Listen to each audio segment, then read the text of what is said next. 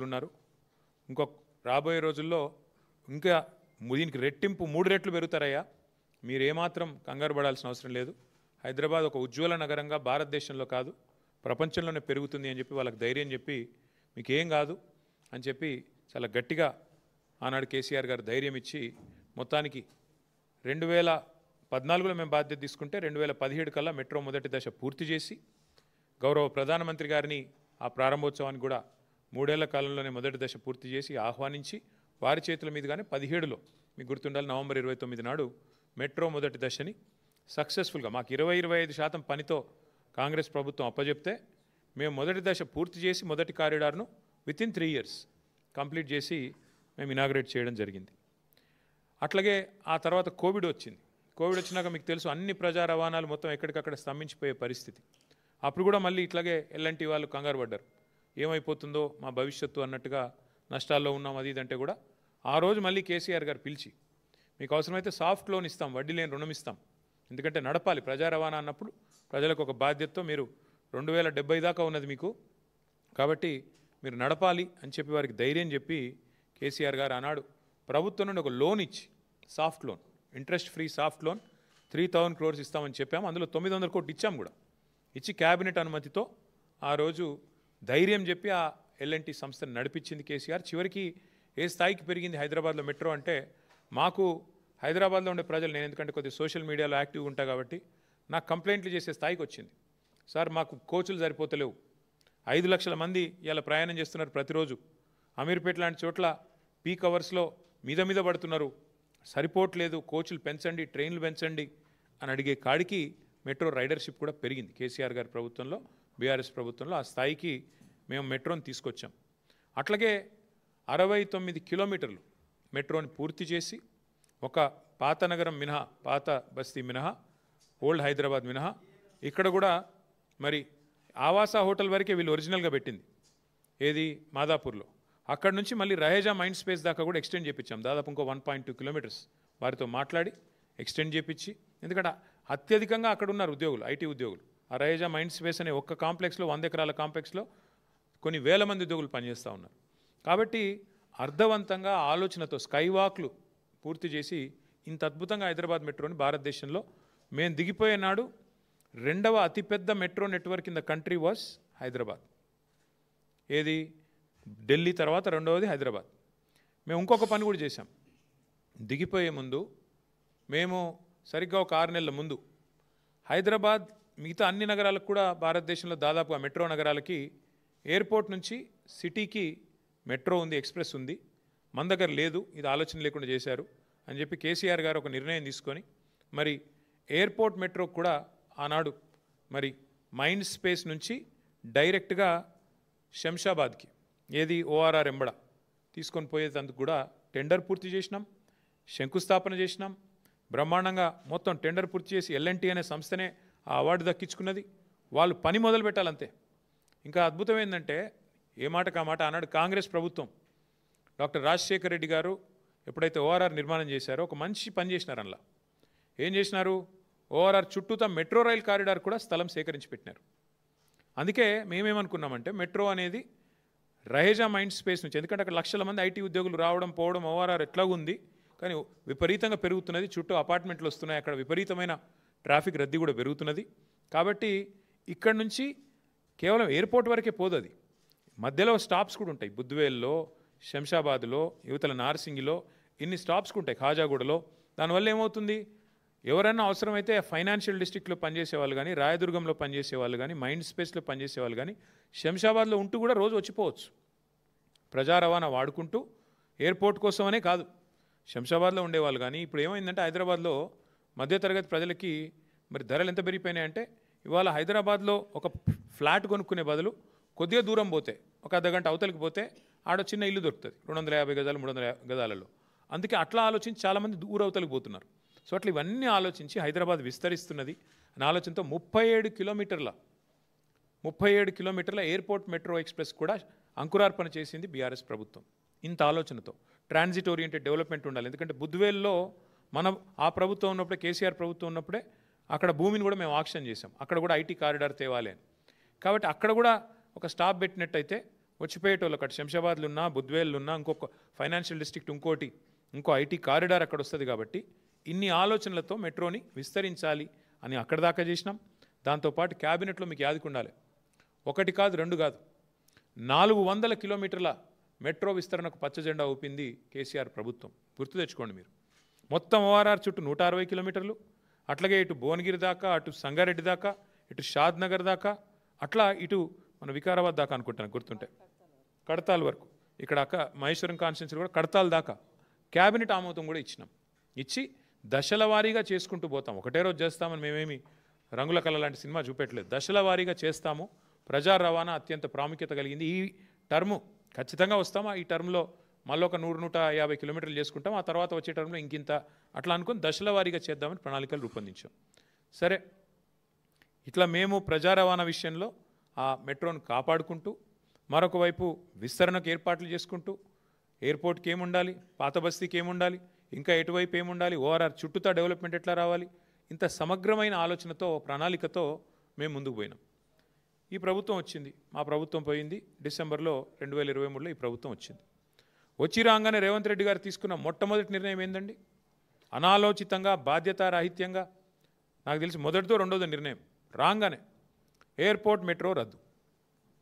ఎందుకు రద్దు చేశారు అని ఎవరైనా అడిగితే ఆయన చెప్పిన కారణం కానీ ఇంకోటి కానీ ఎంత అనాలోచితం, ఎంత కుత్సితం అంటే అసలు అర్థము పర్థం ఏది లేదు. అప్పటికే టెండర్ అయిపోయింది. ల్యాండ్ అక్విజిషన్ కూడా చాలా పరిమితంగా ఉంది. ఎందుకంటే ఇప్పుడు కాంగ్రెస్ ప్రభుత్వం, మళ్ళీ చెప్తున్నాను నేను, కాంగ్రెస్ ప్రభుత్వమే ఆనాడు కట్టిన ఓఆర్ఆర్లో రాజశేఖర రెడ్డి గారి నాయకత్వంలో చుట్టూతా మెట్రో కారిడార్ పెట్టినారు. అందులో దాన్ని వాడుకొని జల్దీ కడదాం అనుకుంటే రాగానే ఫస్ట్ క్యాన్సల్. ఈ పాటికి అయిపోయేది ఎయిర్పోర్ట్ మెట్రో ఎక్స్ప్రెస్ కారిడార్. ఈ పాటికి 2 ఏళ్ళే దాని టర్ము. ఈ పాటికి అయిపోయేది. ఎందుకంటే అలా ల్యాండ్ అక్విజిషనే లేదు. స్ట్రైట్గా ఎట్ గ్రేడ్, మళ్ళీ అది కూడా పిల్లర్లు వేసేది కూడా అవసరం లేదు. ఎట్ గ్రేడ్ అంటే భూమి మీదే వేసుకుంటూ వెళ్ళిపోవచ్చు. ఎంత వేగంగా అంటే అంత వేగంగా చేయొచ్చు. ఇది మా ఎజెండా ఉండే. రాగానే ఫస్ట్ నిర్ణయం రద్దు ఎయిర్పోర్ట్ మెట్రో. ఎందుకు? పిచ్చి ఆలోచనలు. కేటీఆర్ భూములు ఉన్నాయట మధ్యలో, ఇక ఇట్లాంటి పిచ్చి ఆలోచనలతో ఈయన రాగానే ఫస్ట్ నిర్ణయం ఎల్ఎన్టీకి కొట్టిన దెబ్బ రద్దు. వాళ్ళు పోయి అడిగినారు, సార్ ఇది టెండర్ అయిపోయింది, మాకు అవార్డు అయింది, దయచేసి సహకరించండి అంటే నథింగ్ డూయింగ్, గెట్ అవుట్ అని చెప్పి ఎలగొట్టిండు. ఆడికెళ్ళి పంచాయతీ మొదలైంది ఎల్ఎన్టీకి, రేవంత్ రెడ్డికి. ఇప్పుడు ఏంది పరిస్థితి? ఏం జరుగుతున్నది అసలు ఈరోజు రాష్ట్రంలో? ఎంత దుర్మార్గమైన ప్రభుత్వం నడుస్తున్నది అంటే, ప్రపంచంలో ఎక్కడా కూడా ఒక పెట్టుబడిదారుడు ఒక డబ్బు పెట్టాలంటే, రూపాయి పెట్టాలంటే 10 సార్లు ఆలోచించుకొని పెడతారు ఎక్కడైనా సరే. అంటే అక్కడ వ్యవస్థ బాగుందా లేదా, ప్రభుత్వం బాగుందా, పాలసీ బాగుందా, బిజినెస్ కంటిన్యూటీ ఉందా, పాలసీ కంటిన్యూటీ ఉందా, లేకపోతే మళ్ళీ రెడ్ వచ్చే మొదలాడు అన్నట్టు కొత్తోడవడం వస్తే మళ్ళీ మొదటికెళ్ళి మొదలవుతుందా, ఏంది అని ఆలోచించుకొని ఎవరైనా కూడా జాగ్రత్తగా పెడతారు. అట్లాంటిది ఇవాళ ఈ ముఖ్యమంత్రి గారి అహంకారపూరిత వైఖరి, ఈ ముఖ్యమంత్రి గారి యొక్క ఏకపక్షమైన నియంతృత్వ పోకడలతో ఎల్ఎన్టీ లాంటి సంస్థ ఎంత ఇబ్బంది ఎదుర్కొంది అంటే, ఇప్పటికీ ఒక ప్రముఖ సంస్థ, అదేం చిన్న ఆషామాషి సంస్థ కాదు, ప్రపంచంలోనే పేరెన్నిక కలిగిన ఒక ఇన్ఫ్రా కంపెనీ, అది పబ్లిక్ లిస్టెడ్ కంపెనీ. ఇంకా వాళ్ళకు 2070 దాకా ఉంది ఇక్కడ లీజు. హైదరాబాద్ మెట్రోది పీపీపీలో 2070 దాకా ఉంది వాళ్ళకు. ఇంకా 45 ఏళ్ళు ఉంది. ఫస్ట్ క్వశ్చన్ ఏంటంటే, ఇవాళ ఎందుకు ఎల్ఎన్టీ అనే సంస్థ ఇక్కడ నుంచి వెళ్ళిపోయింది? దానికి ముఖ్యమంత్రి గారు, రాష్ట్ర ప్రభుత్వం సమాధానం చెప్పాలి. నెంబర్ 1, మా క్వశ్చన్ ఎందుకు పోయింది, ఎందుకు మీరు పంపించారు అర్ధాంతరంగా, ఏ కారణం చేత ఆ సంస్థ ఇక్కడ నుంచి నిష్క్రమించింది? కరోనా కష్టకాలం ఎదుర్కొన్నది, నష్టాలు వస్తే ఎదుర్కొన్నది, రాష్ట్ర విభజన తర్వాత ఏదో రైడర్షిప్ తగ్గుతుందనే అపోహలను తట్టుకొని నిలబడ్డది. ఇన్నిటి తర్వాత ఇలా సంస్థ వెళ్ళిపోయే పరిస్థితి వచ్చింది. హైదరాబాద్ ఉజ్వలంగా, ఒకవైపు మీరే చెప్తున్నారు కదా తెలంగాణ రైజింగ్ అని, మరి అంత రైజింగ్ అంటే ఎందుకు పారిపోయే పరిస్థితి వచ్చింది ఎల్ఎన్టీ చెప్పాలని చెప్పి నేను ముఖ్యమంత్రిని కోరుతున్నాను. అట్లాగే ఇంకొక మాట కూడా, ఇది ఇట్లా ఇంత పెద్ద సంస్థ అర్ధాంతరంగా తెలంగాణ నుంచి నిష్క్రమించడం అంటే, ఇది ఒక హైదరాబాద్కి మాత్రమే కాదు, మొత్తం తెలంగాణ రాష్ట్రానికి, పెట్టుబడుల స్వర్గధామంగా ఉన్న తెలంగాణ రాష్ట్రానికి ఇది ఒక మాయని మచ్చగా మేము భావిస్తూ ఉన్నాం. సాధారణంగా ఎక్కడైనా ఒక పరిశ్రమ పెడితే అక్కడ లోకల్ కొంతమంది ఉంటారు, నాయకులు, గూండాలు, చిన్నోళ్ళు, ఆకు రౌడీలు, వాళ్ళు బెదిరిస్తుంటారు, ఏయ్ మా దగ్గర పెడతావా అట్లా ఇట్లా అని. తెలంగాణలో ఇప్పుడు ఎట్లయిపోయిందంటే స్వయంగా ముఖ్యమంత్రి బెదిరించే కాడికి వచ్చింది. గలీజ్ అంటే పరిస్థితి. డైరెక్ట్గా నిస్సిగ్గుగా, మళ్ళీ ఏం భయం కూడా లేదు, సిగ్గుపడు కూడా లేదు, నిస్సిగ్గుగా ఎల్ఎన్టీ సిఎఫ్ఓని తీసుకుపోయి జైలు లేమని చెప్పిన నేను. శంకర్ రామన్ అనే ఒక సిఎఫ్ఓ గారు ఎల్ఎన్టీ ఏమన్నాడు? ఆయన పాపం ఫ్రీ బస్సు పెట్టినరు, కానీ మాకొచ్చే నష్టాల గురించి ఆలోచన చేయలేదు. మాది పీపీపీలో ఉన్నది, పీపీపీ అంటే పబ్లిక్ ప్రైవేట్ పార్ట్నర్షిప్. మేము పెట్టుబడి పెట్టినాం ఇలా, మరి హైదరాబాద్లో ఫ్రీ బస్ పెడితే మాకు కొంత నష్టం వస్తుంది కదా, మరి మమ్మల్ని కూడా చూసుకోవాలి కదా అన్నట్టు ఏదో అన్నాడు ఆయన. ఏమైనా జైలు వేయండి, వాడిని జైలు వేయండి అంటే ఏంది, నువ్వేమైనా నియంతవా, నువ్వు ఇడీ అమీన్వా, లేకపోతే నువ్వేమైనా ఆయన నార్త్ కొరియాలో ఉంటాడు ఒక ఆయన పుట్ట ఆయన పేరుంది కిమ్ గాయనవా, ఎవరు పోయి నువ్వు అసలు ఎవరు పడితే వాళ్ళని జైలు వేస్తావా నువ్వు? ఇంత అన్యాయం, ఇంత అరాచకం ఎట్లా కనబడుతుంది నీకు అర్థం కాదు. అంతంత పెద్ద పెద్ద సంస్థలు ఊకుంటాయి అనుకుంటున్నావా? వాళ్ళకేం వేరే మార్గాలు లేవా? అంటే నీ ఇష్టం ఉన్నట్టు మాట్లాడతా, నీ అహంకారపూరితంగా ఎవరిని పడితే వాళ్ళని జైలు వేస్తా, ఇంత అన్యాయమా? ఇంకొక దారుణమైన మాట ఏంటంటే, నేను చేసిన పథకాన్ని తప్పు పడతావా గంతోళ్ళ మీరు అన్నట్టు జైలు వేస్తా అంటే మీ తప్పులు ఎత్తి చూపితే జైలు వేసేస్తారా మీరు? ఇంత అరాచకమా? సమస్యను సామరస్యంగా ముఖ్యమంత్రి అంటే ఆయన పరిష్కరించాలి. వార్నింగ్లు ఇచ్చుడు, డాగేసుడు, కచ్చా డాగులేసుడు, ఉంటావా పోతావా అని ఇంకా బెదిరించండి. ఇంకో పేపర్లో చూపెడతానండి మీకు కావాలంటే. ఓ స్పీచ్లో చెప్తున్నాడు ముఖ్యమంత్రి, ఎల్ఎన్టీకి కేసీఆర్ అంటే కేటీఆర్ అంటే ఇష్టం ఉండొచ్చు, కానీ ఇప్పుడు ముఖ్యమంత్రి రేవంత్ రెడ్డి యాద పెట్టుకోండి అంటే ఇక ఓపెన్ దాదాగిరి. వాళ్ళేమైనా మా చుట్టాలా, వాళ్ళకేమైనా మాకు వ్యాపార భాగస్వామ్యం ఉందా? ఎల్ఎన్టీకి నేను కేసీఆర్ గారు ఎందుకు ఇష్టం ఉంటామండి నాకు అర్థం కాదు. ఆయన తిక్కలోడు కానీ వాళ్ళ మీద డాగేసుడు, ఇదంతా ఎట్లుందంటే ప్యాటర్ను. ఏం జరిగింది ఇవాళ మాకు అర్థమైన కాడికి చివరికి ఆఖరికి ఆ సంస్థ మా వల్ల కాదు ఇక్కడ తెలంగాణలో వ్యాపారం చేయడం అని చెప్పి పారిపోయే పరిస్థితి వచ్చింది. ఎందుకు? దీని వెనకాల లోతైన కుట్ర ఉంది. ఎల్ఎన్టీ మీద ముఖ్యమంత్రి గారి పగ ఈరోజుది కాదు. మేడిగడ్డ బరాజులో 2 పిల్లర్లు కుంగినాయి, 7th బ్లాక్లో 2 పిల్లర్లు కుంగినాయి. ఇది అక్టోబర్ 2023లో. ఆ సంస్థ ఏం చేసిన తర్వాత కాంగ్రెస్ ప్రభుత్వం వచ్చినాక వీళ్ళు పిలిస్తే ముందుకు వచ్చి రాష్ట్ర ప్రజల మీద రూపాయి భారం పడకుండా మేము పునర్నిర్మాణం చేస్తాం 7th బ్లాక్ అని వాళ్ళు ముందుకు వచ్చారు. ఈయన కోపం అది. మేడిగడ్డ కొట్టుకపోవాలని నేను చూస్తుంటే కాళేశ్వరం కూలేశ్వరం అయిపోయిందని చెప్పి నేను రోజు మొత్తుకుంటే నాకు లాభం అవుతుంది, కాళేశ్వరం ప్రాజెక్టును బద్నాం చేసి బతుకుదాం అనుకుంటే వీళ్ళు వాళ్ళ సొంత పైసలు పెట్టి రూపాయి అవసరం లేకుండా రాష్ట్ర ప్రజల మీద భారం పడకుండా ఎల్ఎన్టీ సంస్థ మొత్తం కడతానని వస్తే ఇక నేను ఇన్రోల్ చేసిన ప్రచారం అంతా చిల్లర ప్రచారం అని తేలిపోతుంది కదా అనేది ముఖ్యమంత్రి గారి దుగ్ధ. అక్కడ స్టార్ట్ అయింది పంచాయతీ. అక్కడికి వెళ్ళి ఎయిర్పోర్ట్ మెట్రో రద్దు, ఆ తర్వాత ఎల్ఎన్టీ మీద మరి ఆ మేడిగడ్డ బరాజ్ మీద, అన్నారం బరాజ్ మీద వరుసగా మేడిగడ్డ నుంచి మెట్రో దాకా వెంటాడుతూనే ఉన్నాడు, వాళ్ళని వేధిస్తూనే ఉన్నాడు ఈ ముఖ్యమంత్రి. జైలు వేస్తా అంటాడు. ఈ రకంగా పిచ్చి మాటలు మాట్లాడి చివరికి ఆ ఎల్ఎన్టీ అనే సంస్థ కక్షగట్టి మరి ఇవాళ నానా యాగి చేసి వాళ్ళని వెళ్ళిపోయేటట్టు చేసింది కేవలం రేవంత్ రెడ్డి గారే. ఏం తప్పు చేసింది ఎల్ఎన్టీ? మీకు అడ్డం వచ్చిందా? మీ బాంబులేటి శ్రీనివాసరెడ్డి గారి కంపెనీకి అడ్డం వచ్చిందా? ఇక్కడ కాంట్రాక్ట్లల్లో ఏమైంది? ఇబ్బంది ఏంది? ఇచ్చుకున్నావు కదా నువ్వే. నారాయణపేట కొడంగల్ లిఫ్ట్ ఇరిగేషన్ ప్రాజెక్టులో ఇదే ఎల్ఎన్టీ సంస్థ ఒక అంతర్జాతీయ సంస్థ. ఇది వాళ్ళకట క్వాలిఫికేషన్ లేదంట, బాంబులేటి కంపెనీకి మాత్రం క్వాలిఫికేషన్ ఉందంట. అంటే అంత గొప్ప కంపెనీ బాంబులేటిది, కానీ ఎల్ఎన్టీకి మాత్రం లేదంట.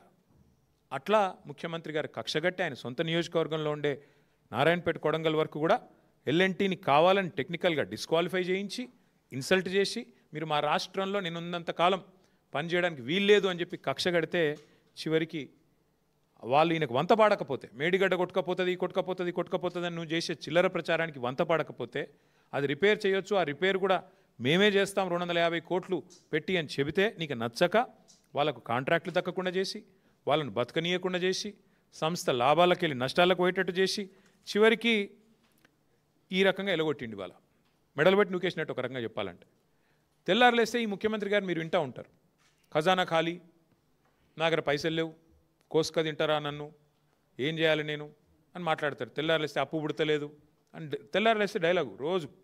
మరి వాళ్ళు నేను అడుగుతున్నా ముఖ్యమంత్రి గారిని, 15,000 కోట్ల రూపాయలు ఇవాళ మీరు తీసుకున్న ఈ అనాలోచిత నిర్ణయం వల్ల 15,000 కోట్ల రూపాయలు ఏదైతే ఒక ప్రైవేట్ సంస్థ భారం మోసిందో ఇన్ని రోజులు, ఇవాళ అది మొత్తం వచ్చి రాష్ట్ర ప్రజల నెత్తి మీద పడ్డది. నీ అనాలోచితమైన నీ తప్పుడు విధానాల వల్ల, నీ బ్లాక్మెయిల్ రాజకీయాల వల్ల, నీ అహంకారపూరితమైన నియంతృత్వ పోకడల వల్ల ఇవాళ ఒక ప్రైవేట్ సంస్థ గత 12 ఏళ్ళుగా 13 ఏళ్ళుగా మరి ఏదైతే ఆ భారం అంతా మోస్తూ ఫస్ట్ ఫేజ్ అంతా కట్టిందో, ఇంకా 70 దాకా కూడా వాళ్ళకు ఒప్పందం ఉందో, ఒప్పందం ప్రకారం వాళ్ళే మోయాలా. నష్టం వచ్చినా కష్టం వచ్చినా వాళ్ళకి ఇచ్చిన భూముల్లో కట్టుకోవాలి. ఆ కట్టుకున్న ద్వారా మీకు ఐడియా ఉండొచ్చు, లేదంటే ఒక నిమిషం చెప్తాను. మెట్రో సంస్థకి అప్పట్లో ఉన్న ప్రభుత్వం, కాంగ్రెస్ ప్రభుత్వం 280 ఎకరాల స్థలం ఇచ్చింది హైదరాబాద్లో, విలువైన స్థలం. ఏం చెప్పింది వాళ్ళకి? మీరు 18 కోట్ల చదరపు అడుగుల్లో మీరు రియల్ ఎస్టేట్ కట్టుకుంటే దానివల్ల మీకు దగ్గర దగ్గర 50% ఆదాయం మీకు దాని నుంచే వస్తుంది కిరాయిల ద్వారా. 18 కోట్ల అడుగులు అంటే 18 crore square feet of constructed space కట్టుకోమని చెప్పి ఇచ్చినారు. ఇంకో 50% టికెట్ల ద్వారా, 45% ఇట్లా ఈ కట్టుకున్న వాటి నుంచి వచ్చే రెంటల్స్ ద్వారా, 18 కోట్లు కట్టిన దాని నుంచి వచ్చే రెంటల్ ద్వారా, ఇంకొక 5% అడ్వర్టైజ్మెంట్ల ద్వారా వాళ్ళు చేసుకోవాలి. అంటే నీకు 2070 దాకా ఇట్లా సంపాదించుకునే మార్గం ఉంది ఎల్ఎన్టీకి. వాళ్ళు నిర్మాణ రంగ సంస్థ, వాళ్ళు ఫటాఫట్ కొన్ని కట్టినరు కూడా, పంజగుట్టల మాల్ కట్టినరు, ఎర్రమంజిల్లో కట్టినరు, మాదాపూర్లో కట్టినరు, మిగతా కూడా కట్టిపించేది ఉండే నువ్వు. ఇప్పుడు ఆ 15,000 కోట్ల భారం వాళ్ళ మీదకి వెళ్ళి నీ నెత్తి మీద ఎందుకు పెట్టుకున్నావు? నీ నెత్తి మీదకి వెళ్ళి బలవంతంగా రాష్ట్ర ప్రజల మీద ఎందుకు రుద్దుతున్నావు? ఇవాళ ఉదయం ఆసిఫాబాద్లో మా ఎమ్మెల్యే కోవాలక్ష్మి గారు ఐటీడీఏ ఉద్యోగులు, అవుట్సోర్సింగ్ ఉద్యోగులు 7 నెలల నుంచి జీతాలు వస్తలేవని ధర్నా చేస్తుంటే ఆడపోయి వాళ్ళకి సంఘీభావం అని చెప్పి వాళ్లకు మద్దతుగా గొంతు కలిపింది మా ఎమ్మెల్యే కోవాలక్ష్మి. ఐటీడీఏ ఉద్యోగులు, చిన్న ఉద్యోగులు, అవుట్సోర్సింగ్ వాళ్ళు, వాళ్ళకు 7 నెలల నుంచి జీతాలు లేవు. కానీ ముఖ్యమంత్రి 15,000 కోట్ల భారం ఇలా రాష్ట్రం మీద మోపుతా ఉన్నాడు. ఎవరి కోసం? ఎవరి కోసం? నీ అహంకారం కోసమా? నీ నోటి దీనికోసమా? దేనికోసం చేస్తూ ఉన్నావు? ఇప్పటికే మీ వల్ల, మీ చేతగాంతనం వల్ల పరిశ్రమలు వెళ్ళిపోతూ ఉన్నాయి. ఒకటి గుజరాత్కు పోయింది కేన్స్, ఇంకోటి ఏపీకి పోయింది ప్రీమియరు, చెప్పుకుంటూ పోతే తమిళనాడుకు ఇంకోటి కార్నింగ్ పోయింది. ఇప్పుడు ఎల్ఎన్టీ కూడా మొత్తం రాష్ట్రం వదిలిపెట్టి వెళ్ళిపోయింది. నేను పొద్దున్నే ఎల్ఎన్టీ సంస్థలో ఉండే ఇంకో ఐటీ కంపెనీ ఉంటుంది మైంట్రీ అని, వాళ్ళతో కూడా మాట్లాడినా. వాళ్ళు కూడా చెప్తున్నారు, ఇక మా వాళ్ళకి ఇక్కడ నచ్చలేదు సార్, ఎందుకంటే సతాయిస్తున్నారు, వాళ్ళు కూడా ఆలోచన చేస్తున్నారు, ఎక్స్పాన్షన్ ఇక్కడ చేయొద్దు, వేరే కాడ చేసుకోవాలని నిర్ణయం తీసుకున్నారు అని మాట్లాడుతున్నారు. అంటే ఇంత అన్యాయంగా వ్యవహారం చేసి ఒక ఇట్లుంటుంది. ఇప్పటికే 2,20,000 కోట్లు అప్పు చేసిండు రేవంత్ రెడ్డి. ఈ 22 నెలల్లో నెలకు 10,000 కోట్ల రూపాయల చొప్పున కాగ్ చెప్పింది, నేను చెప్పట్లేదు. 2,20,000 కోట్ల అప్పు చేసిండు. ఇవాళ మరొక 15,000 కోట్ల అప్పు. దీనివల్ల ఎవరి కోసం? దేనికోసం? ఈ అప్పు ఎవరు కడతారు? నేను అడిగేది ఈ ముఖ్యమంత్రి గారిని, మీరు దేనికి పైసలు లేవంటారు? ఆర్టీసీ కార్మికులను ఆదుకునేందుకు పైసలు లేవు, ఉద్యోగస్తులకు డిఎల్ ఇచ్చేందుకు పైసలు లేవు, రిటైర్డ్ అయిన ఉద్యోగులకు రిటైర్మెంట్ బెనిఫిట్స్ ఇచ్చేందుకు పైసలు లేవు, 6 గ్యారంటీల అమలుకు పైసలు లేవు. మరి 15,000 కోట్ల అప్పు ఎందుకు? ఎవరి కోసం? ఏ కారణం చేత మీరు తీసుకుంటున్నారో చెప్పాలని చెప్పి నేను కోరుతా ఉన్నాను. మాకైతే స్పష్టమైన సమాచారం ఉంది. ముఖ్యమంత్రి గారి ఎజెండా పెద్దగా ఉంది. ముఖ్యమంత్రి ఏం చేసినా దాని ఇంకొక లెక్క ఉంటుంది. ఆ లెక్క ఏంది అంటే, ఈ 280 ఎకరాల మీద ముఖ్యమంత్రి గారికి ఆయన అనుయాయులకు కన్నుపడ్డది. ఈ 280 ఎకరాలు ఏదైతే ప్రభుత్వం మెట్రోకి ఇచ్చిందో వాటిని వాపసు తీసుకోవడం వల్ల ఏమైందంటే ఆ ల్యాండ్స్ అన్నీ అయితే అమ్ముకోవచ్చు వాళ్ళ ఫ్రెండ్స్కి, ఫ్యామిలీకి, ఫ్రెండ్స్ అండ్ ఫ్యామిలీ బెనిఫిట్ స్కీమ్లో ఇష్టం వచ్చినట్టు అడ్డికి పావుషేర్ అమ్ముకోవచ్చు, లేదా ఇంకెవరికైనా వాళ్ళకు దగ్గరగా ఉండే కొన్ని సంస్థలకు, ఇక మీకు తెలుసు వాళ్ళు ఎవరో, నేను చెప్పని పేర్లు చెప్తే మళ్ళీ మీరు కొంతమంది లైవ్లు ఇవ్వలేరు, మీ బాధ నాకు తెలుసు, కాబట్టి వాళ్ళకు అమ్ముకోవచ్చు. ఇది ఆయన ఎత్తుగడ. 280 ఎకరాలు ఇవాళ ఆ రకంగా అమ్ముకోవాలన్నది వారి ఆలోచన. అట్లాగే కొన్ని మాల్స్ ఉన్నాయి కట్టి, ఇక ఆ మాల్స్ని ఏం చేస్తారో, వాటిని ఎవరెవరికి రాసుకుంటారో, అడ్డగోలు దోపిడీకి ఎట్లా తెరదీస్తారో మీరు చూస్తారు. 20 నెలల్లో ఒక ఇటుక పెట్టలేదు, ఒక యూరియా బస్తా ఇవ్వలేదు, కానీ 15,000 కోట్ల అప్పు మాత్రం మోస్తాం అని చెప్పి. ఇంకా విచిత్రం ఏంటంటే నాకు చాలా ఆశ్చర్యం అనిపించింది. చెప్పేటోళ్ళకి లేదు కానీ రాష్ట్రాలకు అయితే ఉండాలి కదా. ప్రభుత్వ చేతికి మెట్రో, ఇన్ని రోజులు ప్రభుత్వం చేతిలో కాకపోతే ఎవరి చేతిలో ఉంది మెట్రో? కొద్దిగా రాసేటప్పుడు చూసుకొని ఆలోచించుకొని రాయాలి కదా. పీపీపీ అంటే ఏంటి? Public private partnership. Metro is always been with government. ఇప్పుడు ఓఆర్ఆర్ మీద ఎవడో పనికి మళ్ళీ రాస్తాడు, ఓఆర్ఆర్ ప్రైవేట్ వాళ్ళకి అమ్మేసిండ్రు, అనేటోడు అంటాడు రాష్ట్రాలకు ఉండాలి కదా. అమలే స్వామి లీజు, అది లీజే, ఇది లీజే.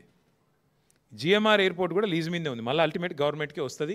ప్రజల సంపద అది, అది రేవంత్ రెడ్డిదో, కేటీఆర్దో, ఇంకోళ్ళదో వ్యక్తుల సంపద కాదు. ఓఆర్ఆర్ అయినా లీజ్కే ఇచ్చాము, మెట్రో కూడా మనం లీజ్కి ఇచ్చిందే కాంగ్రెస్ ప్రభుత్వం, జిఎంఆర్ ఎయిర్పోర్ట్ను కూడా ఆనాడు చంద్రబాబు గారి ప్రభుత్వం లీజ్కి ఇచ్చింది. కాబట్టి ఇవన్నీ కూడా లీజులు తప్ప ఇది ఎవరో అమ్మినరు, ఇంకోరెవరు తిన్నారు, అవన్నీ డబ్బులు వెనకాల వేసుకున్నారు, ఇట్లాంటి పనికిమాలిన మాటలు కరెక్ట్ కాదు. కానీ ఇవాళ రేవంత్ రెడ్డి గారి నిర్వాహకం ఎంత దరిద్రం అంటే, ఈ 15,000 కోట్ల అప్పు, అనవసరపు అప్పు రుద్దుతుంటే దాని మీద అందంగా రాస్తారు ఏమని, ఇదేదో మెట్రో తిరిగి స్వాధీనం చేసుకున్నది ప్రభుత్వం, ఇన్ని రోజులు ఏదో ప్రైవేట్ వ్యక్తుల చేతుల్లో ఉన్నట్టు. ఇంకా విచిత్రం ఏంటంటే, ఈ ఎల్ఎన్టీ సంస్థను తెల్లారలేస్తే ముఖ్యమంత్రి గారు దునమాడుతుంటారు, మేడిగడ్డ ఇట్లా చేసినారు, అసలు నారాయణపేట, కొడంగల్కి వీళ్ళు పనికిరారు అని. మరి వాళ్ళే ఏఐసీసీ ఆఫీస్ కూడా కట్టిరు ఢిల్లీలో ఎల్ఎన్టీ. అది తెలియదు పాపం ఆయనకి, డబ్బులు ఈయనే పంపిండు, కానీ పాపం పేమెంట్ ఎవరు చేసిండ్రో ఆయనకు తెలియదు.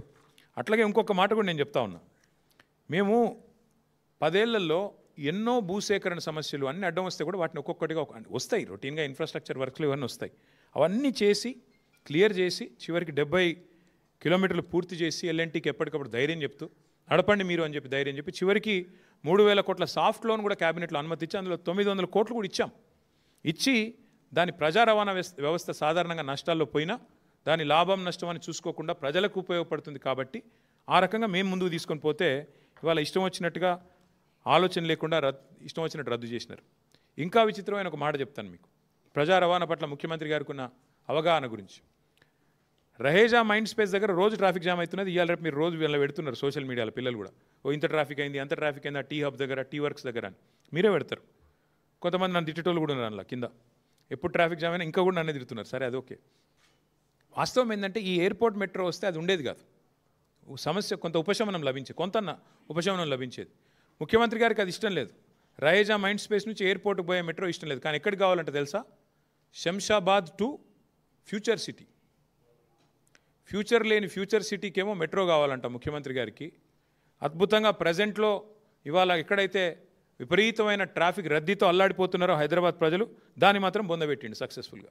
గింత తెలివినది ముఖ్యమంత్రి గారికి. అట్లాగే ఇంకొక మాట కూడా నేను అడుగుతా ఉన్నా ముఖ్యమంత్రి గారిని, అయ్యా ముఖ్యమంత్రి గారు మీరు పెద్ద పెద్ద మాటలు చెప్తున్నారు, మేము తీసేసుకుంటాం, టేక్ ఓవర్ చేసేస్తాం, ప్రభుత్వం తీసుకున్నది అని ఇలా బ్యానర్ పెట్టిన వార్తాపత్రికలను కూడా అడుగుతున్నా. ప్రభుత్వం తీసుకున్న ప్రజా రవాణా ఆర్టీసీ ఉద్యోగులందరినీ మేమే మా గవర్నమెంట్ ఉన్నప్పుడే విలీనం చేసినాం ప్రభుత్వ ఉద్యోగులుగా. ఈరోజు ఆర్టీసీలో పరిస్థితి ఏంటండి? ఈ ప్రభుత్వం కాంగ్రెస్ ప్రభుత్వం వచ్చినాక ఆర్టీసీ ఉద్యోగులను విలీనం చేస్తూ కేసీఆర్ ప్రభుత్వం చర్యలు తీసుకున్నా, నిర్ణయం తీసుకున్నా, జీవో ఇచ్చినా ఈరోజు వరకు అపాయింటెడ్ డే ఇయ్యలే ఈ ముఖ్యమంత్రి, ఈ ప్రభుత్వం కాంగ్రెస్ ప్రభుత్వం. ఆర్టీసీలో ఇప్పటివరకు ఒక నియామకం చేయలే మీరు. అందుకే డ్రైవర్లకు కండక్టర్లకు ఇలా విపరీతమైన పనిభారం పెరిగింది, ముఖ్యంగా ఫ్రీ బస్ పెట్టినాక. ఒక్కొక్కరు 12 గంటల నుంచి 16 గంటలు పనిచేస్తున్నారు నాన్ స్టాప్గా ఆర్టీసీలో. పనిభారం ఒత్తిడి కారణంగా శారీరక సమస్యల వల్ల, గుండెపోటు లాంటి విషయాల వల్ల కూడా, సమస్యల వల్ల కూడా చాలామంది చచ్చిపోతున్నారు. చిన్న చిన్న కారణాలకు గత 20 నెలల కాలంలో 600 మందిని ఉద్యోగాల నుంచి తొలగించినారు. వాళ్ళు పాపం లేబర్ కోర్టుల చుట్టూ తిరుగుతున్నారు. ఆర్టీసీలో యూనియన్లను పునరుద్ధరిస్తామని మాట ఇచ్చినారు, ఇంకా చాలా చెప్పారు. కానీ ఈరోజు వరకు ఒక్కటంటే ఒకటి పని చేయలేకపోగా ఇంకేం చేస్తున్నారు మీరు? ఎలక్ట్రిక్ బస్సులు కూడా ఆర్టీసీకి ఇస్తలేరు, ప్రైవేటైజేషన్ చెప్పి ఇవాళ ఇచ్చేస్తూ ఉన్నారు. ప్రైవేట్ వ్యక్తులకు ఇచ్చి డ్రైవర్, కండక్టర్, మెకానిక్ సిబ్బందిని తీసేసే ప్రయత్నం చేస్తూ ఉన్నారు. ఉన్న ఆర్టీసీనే ఫినిష్ చేసే ప్రయత్నం చేస్తున్నారు. ఇక పండుగలు వచ్చినాయంటే చాలు, మళ్ళీ రేపు దసరా వస్తుంది కదా, మీరు చూడండి, మహిళకు ఫ్రీ, పురుషుడికి డబుల్. అది ఎక్కడ లెక్కనో నాకైతే తెలియదు. మరి పండుగలకు ఎవరైనా గిఫ్ట్లు ఇస్తారు? రేవంత్ రెడ్డి గారు ఇట్లాంటి గిఫ్ట్, రిటర్న్ గిఫ్ట్ ఇస్తున్నాడు. ఏంటిది? ఏ పండుగ అయినా, రంజాన్ అయినా, బక్రీద్ అయినా, క్రిస్మస్ అయినా, దసరా అయినా పక్కా తోఫా అయింది మీకు, డబల్ ఆర్టీసీ ఛార్జీలు. మీరు చూడండి రేపు మళ్ళీ టికెట్లు దయచేసి తెలంగాణ ప్రజలు చూడాలని చెప్పి కోరుతా ఉన్నాను నేను. ఒక్క ఎలక్ట్రిక్ బస్సుల వల్ల ఈ ముఖ్యమంత్రి తీసుకున్న నిర్ణయం వల్ల ఉన్న ఆర్టీసీ దాదాపు 20,000 మంది ఉద్యోగాలు పరిస్తున్నది. మహాలక్ష్మి కారణంగా నష్టాలు వస్తున్నాయని ఆర్టీసీ సంఘాలు చెప్తుంటే, కార్మికులు చెప్తుంటే వాళ్ళకి ఇవ్వాల్సిన బకాయిలు ఇస్తలేరు. ఉన్న ఆర్టీసీనే నడిపే ముఖం లేదు నీకు. నెల నెల ఆర్టీసీకి 600 కోట్లు ఇచ్చే ముఖం లేదు. 15,000 కోట్లు తీసుకొని ఎట్లా మోస్తావు నువ్వు మెట్రోని? చెప్పు నాకు, ప్రజలకు కనీసం సమాధానం ఇవ్వండి. నేను ఇంకొక మాట కూడా మిమ్మల్ని అడుగుతా ఉన్నా దయచేసి. ఇట్లాంటి కీలకమైన నిర్ణయం తీసుకున్నప్పుడు ఏ ప్రభుత్వం అయినా 15,000 కోట్ల భారం మోయాలి అంటే ఒక క్యాబినెట్ సబ్ కమిటీ వేస్తారు, కొంత చర్చిస్తారు, అధికారులతో, స్టేక్ హోల్డర్స్తో అందరిని పిలిచి మాట్లాడతారు, అర్థం చేసుకుంటారు. తర్వాత క్యాబినెట్ తీసుకుపోతారు, క్యాబినెట్లో చర్చ పెడతారు, అధికారుల కమిటీలు వేస్తారు. ఇదేం లేదు, చెట్ మంగ్ని ఫట్షాది. నేను పొద్దున ముఖ్యమంత్రికి అనిపించింది, సాయంత్రం వరకు ఒడగొట్టాలి. జూబ్లీహిల్స్ ప్యాలెస్లో కలవడ్డది అర్ధరాత్రి, తెల్ల వరకు ఒడిచిపోవాలి. అంతేనా? ఇక చెట్ మంగ్ని ఫట్షాది అంటే ఏం ఆలోచన లేదు, పాడు లేదు. నేను అడుగుతున్నా ముఖ్యమంత్రి గారిని, 15,000 కోట్ల రూపాయలు అప్పు ఎవరు కడతారు? నువ్వు ఎట్లాగో 2 నెలల్లో పోతావు, తర్వాత ఎవరు కట్టాలా? ఎవరి మీద వేసిపోతావు? అట్లాగే ఇది ఎఫ్ఆర్బిఎం పరిధిలోకి రాదా ఈ అప్పు? కేంద్ర మంత్రులు 2 ఉన్నారు ఇక్కడ. మెట్రో యాక్ట్ ఉంది, సెంట్రల్ యాక్టు. అసలు మీరు కేంద్ర ప్రభుత్వానికి ఇన్ఫర్మేషన్ అని ఇచ్చిండ్రా ఇట్లా చేస్తున్నామని? పీపీపీలో ఉన్నదాన్ని మీరు తీసుకుంటున్నామని చెప్పినరా? ఒక పబ్లిక్ సెక్టర్ అండర్టేకింగ్ కంపెనీ పెడతారా? ఈ 15,000 కోట్ల రుణం ఎట్లా మోస్తారు? రోజు నువ్వే కథలు చెప్తుంటావు కదా, నెలకు ఇంత మిత్తి కడుతున్నా, అంత మిత్తి కడుతున్నాను. అఫ్కోర్స్ కాగ్ చెప్పింది అనుకోండి, ముఖ్యమంత్రి చెప్పేది తప్పు. నెలకు 6,000 కోట్లు కాదు, నెలకు కడుతుంది 2,200 కోట్ల అప్పే మిత్తి అని చెప్పి కాగ్ చెప్పింది. కానీ ఎల్ఆర్లేసి అబద్ధాలు చెప్తా ఉంటారు. ఇదెవరు కడతారు? ఈ 15,000 కోట్ల అప్పు ఎవరు కడతారు? ఎందుకు ఇప్పటికే తెచ్చిన 2,20,000 కోట్ల అప్పు చాలదన్నట్టు మళ్ళొక 15,000 కోట్ల అప్పు ఎవరి మీద మోపుతున్నారు? ఎందుకు మోపుతున్నారు? ముఖ్యమంత్రి గారు చెప్పాలి. అట్లాగే ఆర్టీసీ ఇప్పటికే నష్టాల్లో ఉందని మీరే చెప్తున్నారు, నెలకు 600 కోట్లు కడుతున్నామని చెప్తున్నారు. మరి దీనికి సంబంధించిన నష్టాలు ఎంత మెట్రోకి? ఇక్కడ పత్రికలు ఒక్కో రకంగా వస్తుంది. నెలకు 300 కోట్ల నష్టం అని ఒకరు రాస్తున్నారు. కాదు 600 కోట్ల నష్టం అని ఇంకొకరు రాశారు ఈరోజు. కాబట్టి మరి 600, 300 నష్టాల విషయంలో అని అధ్యయనం చేశారా? మరి దాన్ని ఎట్లా నడుపుతారు? భూములు అమ్ముతారా? అసలు ఆ భూములు మీ చేతికి వచ్చినాయా? ఆ మాల్స్ నమ్ముతారా? మీ అనుయాయులకు ఆల్రెడీ డీల్స్ అయిపోయినాయా? ఇవన్నీ కూడా ప్రజల మనసులో ఉన్న ప్రశ్నలు. తప్పకుండా ఈ విషయంలో కేంద్ర ప్రభుత్వం కూడా స్పందించాలి. కేంద్ర మంత్రివర్గంలో ఉన్న 2 మంత్రులు కూడా ఇక్కడ ఉన్నవాళ్ళు స్పందించాలి. ఎందుకంటే ఇది ప్రజాస్వామ్యం. అదేమి రేవంత్ రెడ్డి గారిదో లేదా బీజేపీదో లేదా బీఆర్ఎస్దో కాదు. ప్రజల సొమ్ముకు ధర్మకర్తలు మనందరం. ₹1 ఖర్చు పెట్టాలన్నా మనం డెఫినెట్గా 2 సార్లు ఆలోచించాల్సి ఉంటుంది. కాబట్టి ఈ విషయంలో కేంద్ర ప్రభుత్వం కూడా స్పందించి వెంటనే విచారణకు కూడా అవసరమైతే ఆదేశించాలి. పారదర్శకత లోపించింది మొత్తం విధానంలో. పొద్దున అనుకున్నారు, సాయంత్రం అయిపోయింది. సాయంత్రం ఇద్దరు షేక్ హ్యాండ్లు ఇచ్చుకొని చాలువాలు కప్పుకొని స్టేట్మెంట్లు ఇస్తే నడవదు.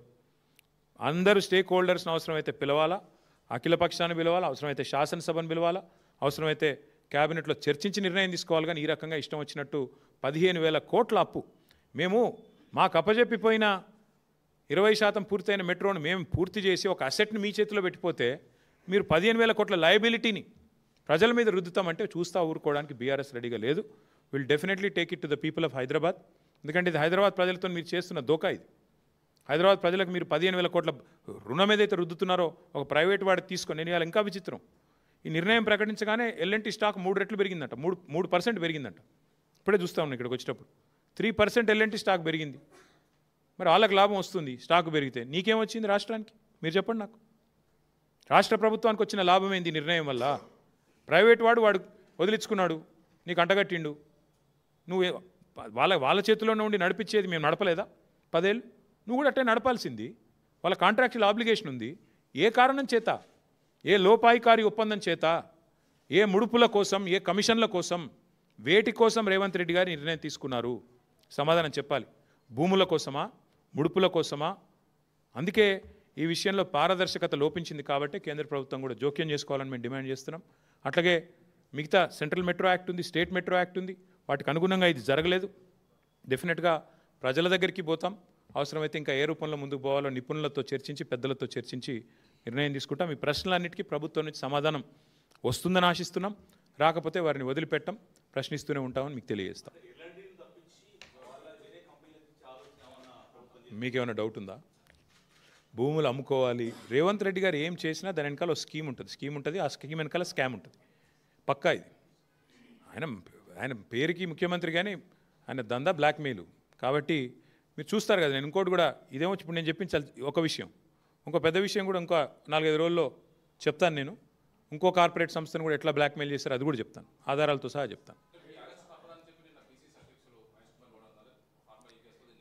బాంబులేటి గారు, తర్వాత పాపం కాంగ్రెస్ వాళ్ళు 2 ఏళ్ళుగా కళ్ళు గంటూనే ఉన్నారు. వాళ్ళ కళ్ళు కాచిపోతూ ఉన్నాయి చూసి మమ్మల్ని అరెస్ట్ చేసుకుంటారా, ఏం చేసుకుంటారని ఇదే వేదిక ద్వారా ఇక్కడ గతంలో చెప్పాను. నేను మీకు ఏం చేసుకుంటారో చేసుకోండి, నేను తప్పు చేయలేదని చెప్పాను. ఇప్పుడు కూడా అదే చెప్తున్నాను, ఏ తప్పు చేయలేదు.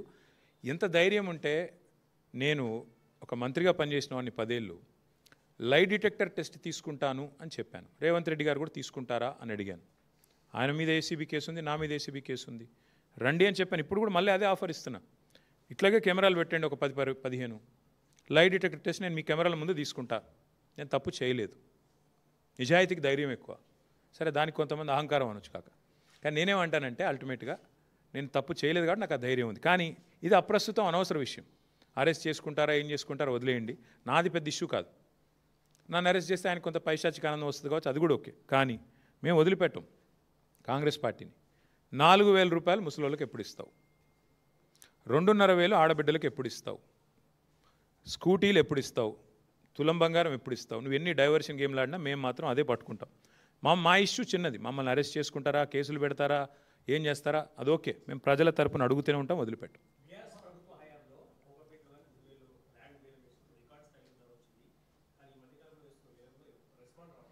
రియల్ ఎస్టేట్ కుదేలవుతుంది అని నేను ఎలక్షన్ ముందే చెప్పిన బ్రదర్. కాంగ్రెస్ వస్తే రియల్ ఎస్టేట్ డామ్ అంటుందని చెప్పిన. దానికి ప్రధాన కారణం ఇవాళ హైడ్రా అనే ఒక భూతాన్ని ఏదైతే హైదరాబాద్ మీద వదిలిపెట్టినరో, హైడ్రా అనే భూతం ఇవాళ హైదరాబాద్లో రియల్ ఎస్టేట్ డామ్ అనడానికి ప్రధాన కారణమే హైడ్రా అనే భూతం. హైడ్రా అనేది కేవలం బ్లాక్మెయిలర్లకు ఆలంబనగా మారింది. దానివల్ల ఇవాళ 100 కోట్ల రూపాయలు చేతులు మారుతూ ఉన్నాయి. హైడ్రా అనే సంస్థ వల్ల ఇవాళ బిల్డర్లను, అదేవిధంగా కాంట్రాక్టర్లను బెదిరించడానికి, కొంతమంది స్థలం యజమానులను బెదిరించడానికి. మీరు చూడండి, హైడ్రా అనేది పెద్దవాళ్లకు మాత్రం చుట్టం, పేదవాళ్లకు మాత్రం భూతం. ఒక్క పెద్దవాడి ఇల్లన్నా హైడ్రా పోయి కొట్టే పరిస్థితి ఉందా ఇవాళ? తిరుపతి రెడ్డి గారిదో, కేవీపీ రామచంద్రరావు గారిదో, వివేక్ వెంకటస్వామి గారిదో, అన్ని చర్యలలోనే ఉన్నాయి కదా, పొంగులేటి శ్రీనివాసరెడ్డి గారిదో. ఏది హైడ్రా అనేది పోదు, అక్కడ దగ్గర దాకా కూడా పోదు. కానీ పేదవాళ్ళ ఇంటికి మాత్రం పోయి ఇష్టం వచ్చినట్టు కూలగొడతారు. అందుకే నేను చెప్తా ఉన్నా హైదరాబాద్ ప్రజలకి, ఈ హైడ్రా అనే భూతాన్ని వదిలించుకోవాలంటే కాంగ్రెస్ అనే ఇంకో పెద్ద భూతాన్ని వదిలించాలి. దయచేసి ఆలోచించండి. లేకపోతే హైడ్రా మళ్ళీ కాంగ్రెస్కి ఓటేసి వాళ్ళకు అవకాశం ఇస్తే మనం ఖచ్చితంగా మన ఇల్లు కూలగొట్టమని లైసెన్స్ ఇచ్చినట్టే అవుతుంది. మాకు ఎంత విచిత్రం అంటే బ్రదర్, మేమేమో ప్రజల సమస్యలు మాట్లాడతాము, యూరియా గురించి మాట్లాడతాము, గ్రూప్ 1లో జరిగిన సమస్యల గురించి మాట్లాడతాము. ఇదేది ఆర్ఎస్ బ్రదర్స్ ఎవరు మాట్లాడరు. వాళ్ళకి కావాల్సింది ఏంది? కేటీఆర్ ఏ కార్లో తిరుగుతున్నాడు, తప్పు చేస్తే కేసు పెట్టిన వద్దంటలేదు, కానీ నేను తప్పు చేయలేదని చెప్తున్నా ఓపెన్గా. ఏందన్న తప్పు చేస్తే ఇద్దరు ప్రభుత్వాల్లో ఉన్నారు కదా, కేంద్రంలో మీరున్నారు, రాష్ట్రంలో వారున్నారు. పెట్టండి, ఏం కేసులు పెడతారో పెట్టండి, ఏం విచారణలు చేస్తారో చేయండి, మాకు అభ్యంతరం లేదు. ఇవన్నీ ఇప్పుడు అన్నీ పోతే ఎల్ఎన్టీది ఎక్కడ పోద్దాం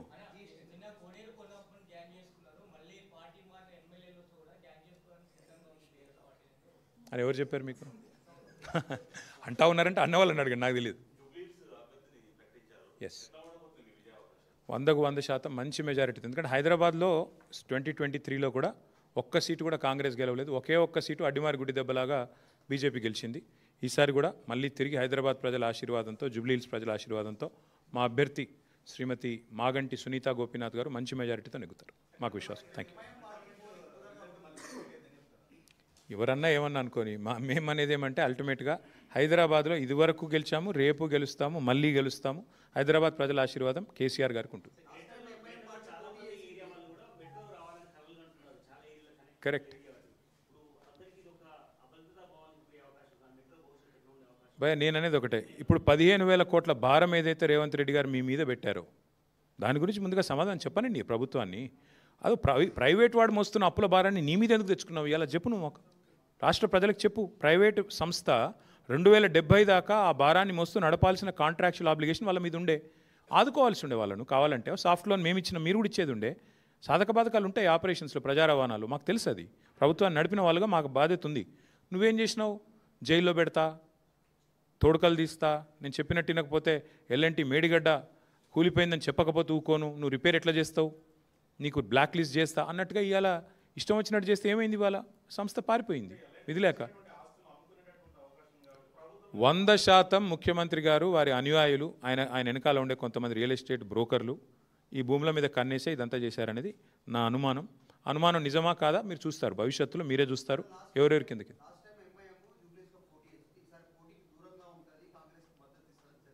వారిని అడగడు, కాదు కడతాల్ వరకు, ఇక్కడ మహేశ్వరం కాన్స్టిట్యున్సీ కూడా కడతాల్ దాకా క్యాబినెట్ ఆమోదం కూడా ఇచ్చినాం. ఇచ్చి దశల వారీగా చేసుకుంటూ పోతాం. ఒకటే రోజు చేస్తామని మేమేమి రంగుల కళ లాంటి సినిమా చూపెట్టలేదు. దశల వారీగా చేస్తాము. ప్రజా రవాణా అత్యంత ప్రాముఖ్యత కలిగింది. ఈ టర్ము ఖచ్చితంగా వస్తాము. ఈ టర్మ్లో మళ్ళీ ఒక 100-150 కిలోమీటర్లు చేసుకుంటాం. ఆ తర్వాత వచ్చే టర్మ్లో ఇంకింత అట్లా అనుకుని దశల వారీగా చేద్దామని ప్రణాళికలు రూపొందించాం. సరే, ఇట్లా మేము ప్రజా రవాణా విషయంలో ఆ మెట్రోను కాపాడుకుంటూ, మరొక వైపు విస్తరణకు ఏర్పాట్లు చేసుకుంటూ, ఎయిర్పోర్ట్కి ఏముండాలి, పాత బస్తీకి ఏముండాలి, ఇంకా ఎటువైపు ఏముండాలి, ఓఆర్ఆర్ చుట్టూతా డెవలప్మెంట్ ఎట్లా రావాలి, ఇంత సమగ్రమైన ఆలోచనతో, ప్రణాళికతో మేము ముందుకు పోయినాం. ఈ ప్రభుత్వం వచ్చింది, మా ప్రభుత్వం పోయింది. డిసెంబర్లో 2023లో ఈ ప్రభుత్వం వచ్చింది. వచ్చి రాగానే రేవంత్ రెడ్డి గారు తీసుకున్న మొట్టమొదటి నిర్ణయం ఏందండి? అనాలోచితంగా, బాధ్యతారాహిత్యంగా, నాకు తెలిసి మొదటిదో రెండోదో నిర్ణయం రాగానే ఎయిర్పోర్ట్ మెట్రో రద్దు. ఎందుకు రద్దు చేశారు అని ఎవరైనా అడిగితే ఆయన చెప్పిన కారణం కానీ ఇంకోటి కానీ ఎంత అనాలోచితం, ఎంత కుత్సితం అంటే అసలు అర్థము పర్థం ఏది లేదు. అప్పటికే టెండర్ అయిపోయింది. ల్యాండ్ అక్విజిషన్ కూడా చాలా పరిమితంగా ఉంది. ఎందుకంటే ఎప్పుడో కాంగ్రెస్ ప్రభుత్వం, మళ్ళీ చెప్తున్నాను నేను, కాంగ్రెస్ ప్రభుత్వమే ఆనాడు కట్టిన ఓఆర్ఆర్లో రాజశేఖర రెడ్డి గారి నాయకత్వంలో చుట్టూతా మెట్రో కారిడార్ పెట్టినారనలా. దాన్ని వాడుకొని జల్దీ కడదాం అనుకుంటే రాగానే ఫస్ట్ క్యాన్సల్. ఈ పాటికి అయిపోయేది ఎయిర్పోర్ట్ మెట్రో ఎక్స్ప్రెస్ కారిడార్. ఈ పాటికి 2 ఏళ్ళే దాని టర్ము. ఈ పాటికి అయిపోయేది. ఎందుకంటే ల్యాండ్ అక్విజిషనే లేదు. స్ట్రైట్గా ఎట్ గ్రేడ్, మళ్ళీ అది కూడా పిల్లర్లు వేసేది కూడా అవసరం లేదు. ఎట్ గ్రేడ్ అంటే భూమి మీదనే వేసుకుంటూ వెళ్ళిపోవచ్చు. ఎంత వేగంగా అంటే అంత వేగంగా చేయొచ్చు. ఇది మా ఎజెండా ఉండే. రాగానే ఫస్ట్ నిర్ణయం రద్దు. Airport metro. ఎందుకు? పిచ్చి ఆలోచనలు. కేటీఆర్ భూములు ఉన్నాయట మధ్యలో. ఇక ఇట్లాంటి పిచ్చి ఆలోచనలతో ఈయన రాగానే ఫస్ట్ నిర్ణయం ఎల్ఎన్టీకి కొట్టిన దెబ్బ రద్దు. వాళ్ళు పోయి అడిగినారు, సార్ ఇది టెండర్ అయిపోయింది, మాకు అవార్డు అయింది, దయచేసి సహకరించండి అంటే నథింగ్ డూయింగ్, గెట్ అవుట్ అని చెప్పి ఎలగొట్టిండు. ఆడికెళ్ళి పంచాయతీ మొదలైంది ఎల్ఎన్టీకి, రేవంత్ రెడ్డికి. ఇప్పుడు ఏంది పరిస్థితి? ఏం జరుగుతున్నది అసలు ఈరోజు రాష్ట్రంలో? ఎంత దుర్మార్గమైన ప్రభుత్వం నడుస్తున్నది అంటే, ప్రపంచంలో ఎక్కడా కూడా ఒక పెట్టుబడిదారుడు ఒక డబ్బు పెట్టాలంటే, రూపాయి పెట్టాలంటే 10 సార్లు ఆలోచించుకొని పెడతారు ఎక్కడైనా సరే. అంటే అక్కడ వ్యవస్థ బాగుందా లేదా, ప్రభుత్వం బాగుందా, పాలసీ బాగుందా, బిజినెస్ కంటిన్యూటీ ఉందా, పాలసీ కంటిన్యూటీ ఉందా, లేకపోతే మళ్ళీ రెడ్ వచ్చే మొదలాడు అన్నట్టు కొత్తోడవడం వస్తే మళ్ళీ మొదటికెళ్ళి మొదలవుతుందా, ఏంది అని ఆలోచించుకొని ఎవరైనా కూడా జాగ్రత్తగా పెడతారు. అట్లాంటిది ఇవాళ ఈ ముఖ్యమంత్రి గారి అహంకారపూరిత వైఖరి, ఈ ముఖ్యమంత్రి గారి యొక్క ఏకపక్షమైన నియంతృత్వ పోకడలతో ఎల్ఎన్టీ లాంటి సంస్థ ఎంత ఇబ్బంది ఎదుర్కొంది అంటే, ఇప్పటికీ ఒక ప్రముఖ సంస్థ, అదేం చిన్న ఆషామాషి సంస్థ కాదు, ప్రపంచంలోనే పేరెన్నిక కలిగిన ఒక ఇన్ఫ్రా కంపెనీ, అది పబ్లిక్ లిస్టెడ్ కంపెనీ. ఇంకా వాళ్ళకు 2070 దాకా ఉంది ఇక్కడ లీజు. హైదరాబాద్ మెట్రోది పీపీపీలో 2070 దాకా ఉంది వాళ్ళకు, ఇంకా 45 ఏళ్ళు ఉంది. ఫస్ట్ క్వశ్చన్ ఏంటంటే, ఇవాళ ఎందుకు ఎల్ఎన్టీ అనే సంస్థ ఇక్కడ నుంచి వెళ్ళిపోయింది? దానికి ముఖ్యమంత్రి గారు, రాష్ట్ర ప్రభుత్వం సమాధానం చెప్పాలి. నెంబర్ 1, మా క్వశ్చన్ ఎందుకు పోయింది, ఎందుకు మీరు పంపించారు అర్ధాంతరంగా, ఏ కారణం చేత ఆ సంస్థ ఇక్కడ నుంచి నిష్క్రమించింది? కరోనా కష్టకాలం ఎదుర్కొన్నది, నష్టాలు వస్తే ఎదుర్కొన్నది, రాష్ట్ర విభజన తర్వాత ఏదో రైడర్షిప్ తగ్గుతుందనే అపోహలను తట్టుకొని నిలబడ్డది. ఇన్నిటి తర్వాత ఇలా సంస్థ వెళ్ళిపోయే పరిస్థితి వచ్చింది. హైదరాబాద్ ఉజ్వలంగా, ఒకవైపు మీరే చెప్తున్నారు కదా తెలంగాణ రైజింగ్ రైజింగ్ అని, మరి అంత రైజింగ్ అంటే ఎందుకు పారిపోయే పరిస్థితి వచ్చింది ఎల్ఎన్టీ చెప్పాలని చెప్పి నేను ముఖ్యమంత్రిని కోరుతున్నాను. అట్లాగే ఇంకొక మాట కూడా, ఇది ఇట్లా ఇంత పెద్ద సంస్థ అర్ధాంతరంగా తెలంగాణ నుంచి నిష్క్రమించడం అంటే, ఇది ఒక హైదరాబాద్కి మాత్రమే కాదు, మొత్తం తెలంగాణ రాష్ట్రానికి, పెట్టుబడుల స్వర్గధామంగా ఉన్న తెలంగాణ రాష్ట్రానికి ఇది ఒక మాయని మచ్చగా మేము భావిస్తూ ఉన్నాం. సాధారణంగా ఎక్కడైనా ఒక పరిశ్రమ పెడితే అక్కడ లోకల్ కొంతమంది ఉంటారు, నాయకులు, గూండాలు, చిన్నచిన్నోళ్ళు, ఆకు రౌడీలు, వాళ్ళు బెదిరిస్తుంటారు, ఏయ్ మా దగ్గర పెడతావా అట్లా ఇట్లా అని. తెలంగాణలో ఇప్పుడు ఎట్లయిపోయిందంటే స్వయంగా ముఖ్యమంత్రి బెదిరించే కాడికి వచ్చింది. గలీజ్ అంటే పరిస్థితి. డైరెక్ట్గా నిస్సిగ్గుగా, మళ్ళీ భయం కూడా లేదు, సిగ్గుపడు కూడా లేదు, నిస్సిగ్గుగా ఎల్ఎన్టీ సిఎఫ్ఓని తీసుకుపోయి జైలు వేయమని చెప్పిన నేను. శంకర్ రామన్ అనే ఒక సిఎఫ్ఓ గారు ఎల్ఎన్టీ ఏమన్నాడు? ఆయన పాపం ఫ్రీ బస్సు పెట్టినరు, కానీ మాకొచ్చే నష్టాల గురించి ఆలోచన చేయలేదు. మాది పీపీపీలో ఉన్నది. పీపీపీ అంటే పబ్లిక్ ప్రైవేట్ పార్ట్నర్షిప్. మేము పెట్టుబడి పెట్టినాం ఇలా, మరి హైదరాబాద్లో ఫ్రీ బస్సు పెడితే మాకు కొంత నష్టం వస్తుంది కదా, మరి మామూలుగా కూడా చూసుకోవాలి కదా అన్నట్టు ఏదో అన్నాడు ఆయన. ఏమైనా జైలు వేయండి, వాడిని జైలు వేయండి అంటే ఏంది, నువ్వేమైనా నియంతవా, నువ్వు ఇడీ అమీన్వా, లేకపోతే నువ్వేమైనా ఆయన నార్త్ కొరియాలో ఉంటాడు ఒక ఆయన పొట్టి ఆయన పేరుందా, కిమ్ గాయనవా, ఎవరు పోయి నువ్వు అసలు ఎవరు పడితే వాళ్ళని జైలు వేస్తావా నువ్వు? గింత అన్యాయం, ఇంత అరాచకం ఎట్లా కనబడుతుంది నీకు అర్థం కాదు. అంతంత పెద్ద పెద్ద సంస్థలు ఊకుంటాయి అనుకుంటున్నావా? వాళ్ళకేం వేరే మార్గాలు లేవా? అంటే నీ ఇష్టం ఉన్నట్టు మాట్లాడతా, నీ అహంకారపూరితంగా ఎవరిని పడితే వాళ్ళని జైలు వేస్తా, ఇంత అన్యాయమా? ఇంకొక దారుణమైన మాట ఏంటంటే, నేను చేసిన పథకాన్ని తప్పు పడతావా గంతోళ్ళ మీరు అన్నట్టు జైలు వేస్తా అంటే, మీ తప్పులు ఎత్తి చూపుతూ జైలు వేసేస్తారా మీరు? ఇంత అరాచకమా? సమస్యను సామరస్యంగా ముఖ్యమంత్రి అంటే ఆయన పరిష్కరించాలి. వార్నింగ్లు ఇచ్చుడు, డాగేసుడు, కచ్చా డాగులేసుడు, ఉంటావా పోతావా అని ఇంకా బెదిరించండి. ఇంకో పేపర్లో చూపెడతానండి మీకు కావాలంటే. ఓ స్పీచ్లో చెప్తున్నాడు ముఖ్యమంత్రి, ఎల్ఎన్టీకి కేసీఆర్ అంటే కేటీఆర్ అంటే ఇష్టం ఉండొచ్చు, కానీ ఇప్పుడు ముఖ్యమంత్రి రేవంత్ రెడ్డి యాద పెట్టుకోండి అంటే ఇక ఓపెన్ దాదాగిరి. వాళ్ళేమైనా మా చుట్టాలా, వాళ్ళకేమైనా మాకు వ్యాపార భాగస్వామ్యం ఉందా?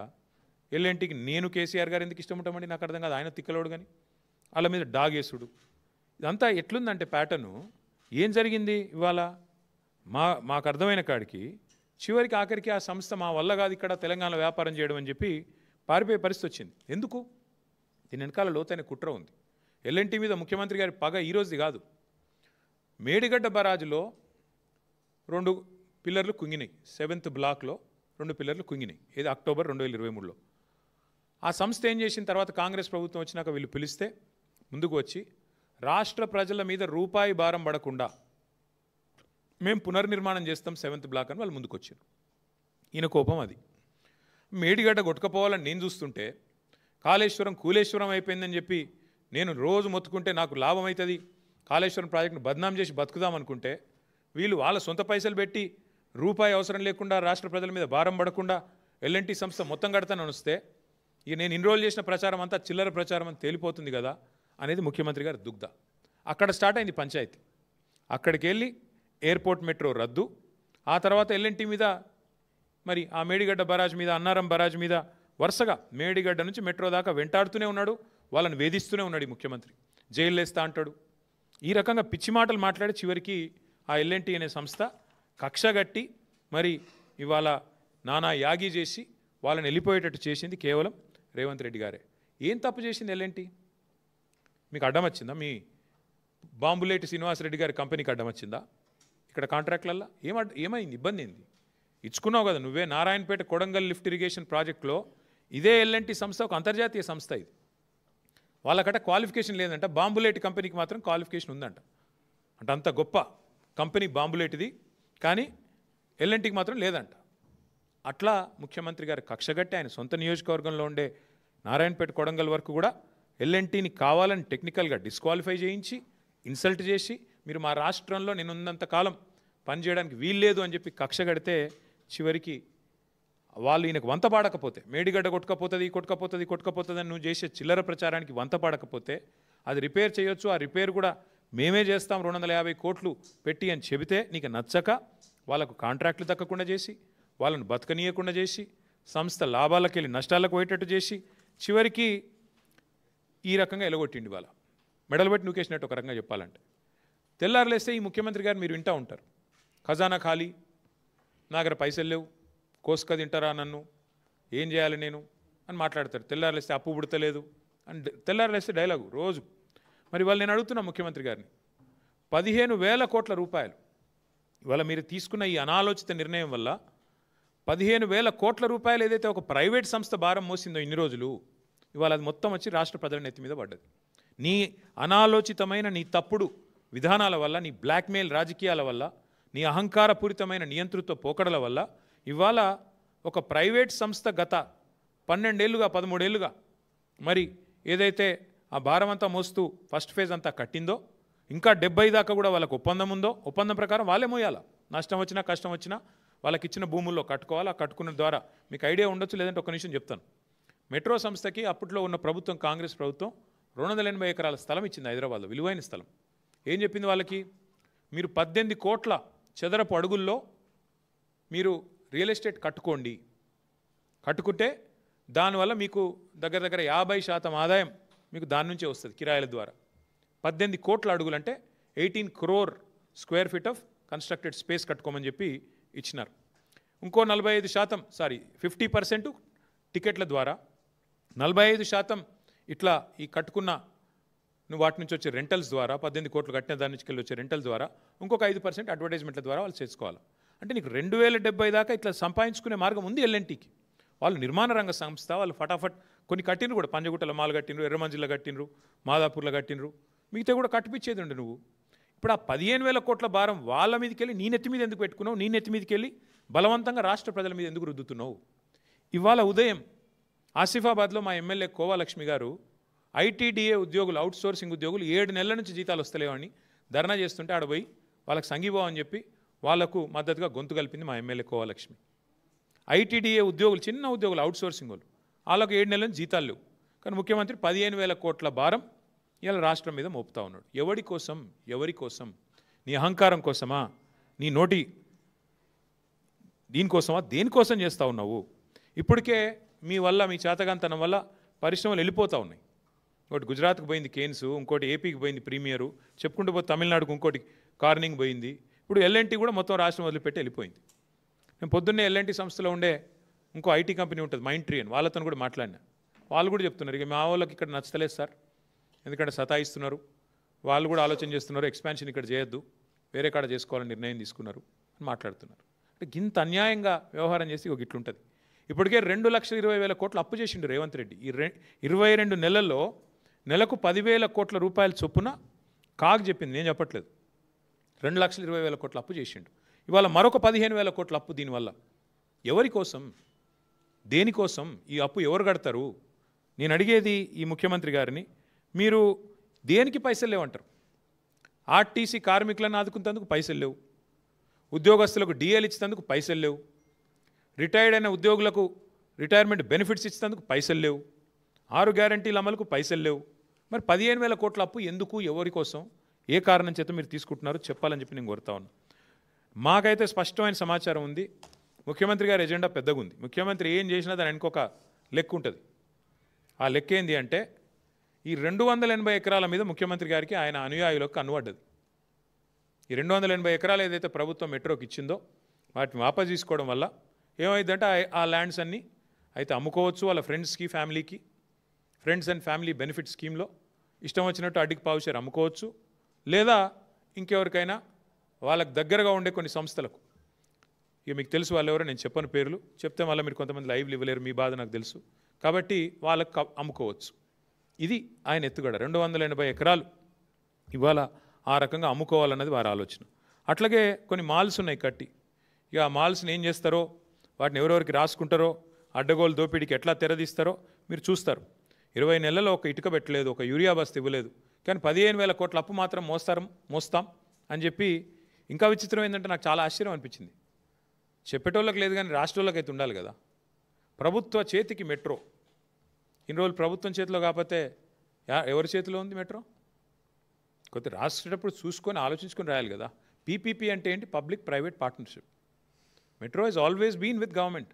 ఇప్పుడు ఓఆర్ఆర్ మీద ఎవడో పనికి మళ్ళీ రాస్తాడు, ఓఆర్ఆర్ ప్రైవేట్ వాళ్ళకి అమ్మేసిండ్రు, అనేటోడు అంటాడు రాష్ట్రాలకు ఉండాలి కదా. అమలే స్వామి లీజు, అది లీజే ఇది లీజే. జిఎంఆర్ ఎయిర్పోర్ట్ కూడా లీజ్ మీదే ఉంది, మళ్ళీ అల్టిమేట్ గవర్నమెంట్కే వస్తుంది. ప్రజల సంపద అది. అది రేవంత్ రెడ్డిదో, కేటీఆర్దో, ఇంకొకరిదో వ్యక్తుల సంపద కాదు. ఓఆర్ఆర్ అయినా లీజ్కే ఇచ్చాము, మెట్రో కూడా మనం లీజ్కి ఇచ్చిందే కాంగ్రెస్ ప్రభుత్వం, జిఎంఆర్ ఎయిర్పోర్ట్ను కూడా ఆనాడు చంద్రబాబు గారి ప్రభుత్వం లీజ్కి ఇచ్చింది.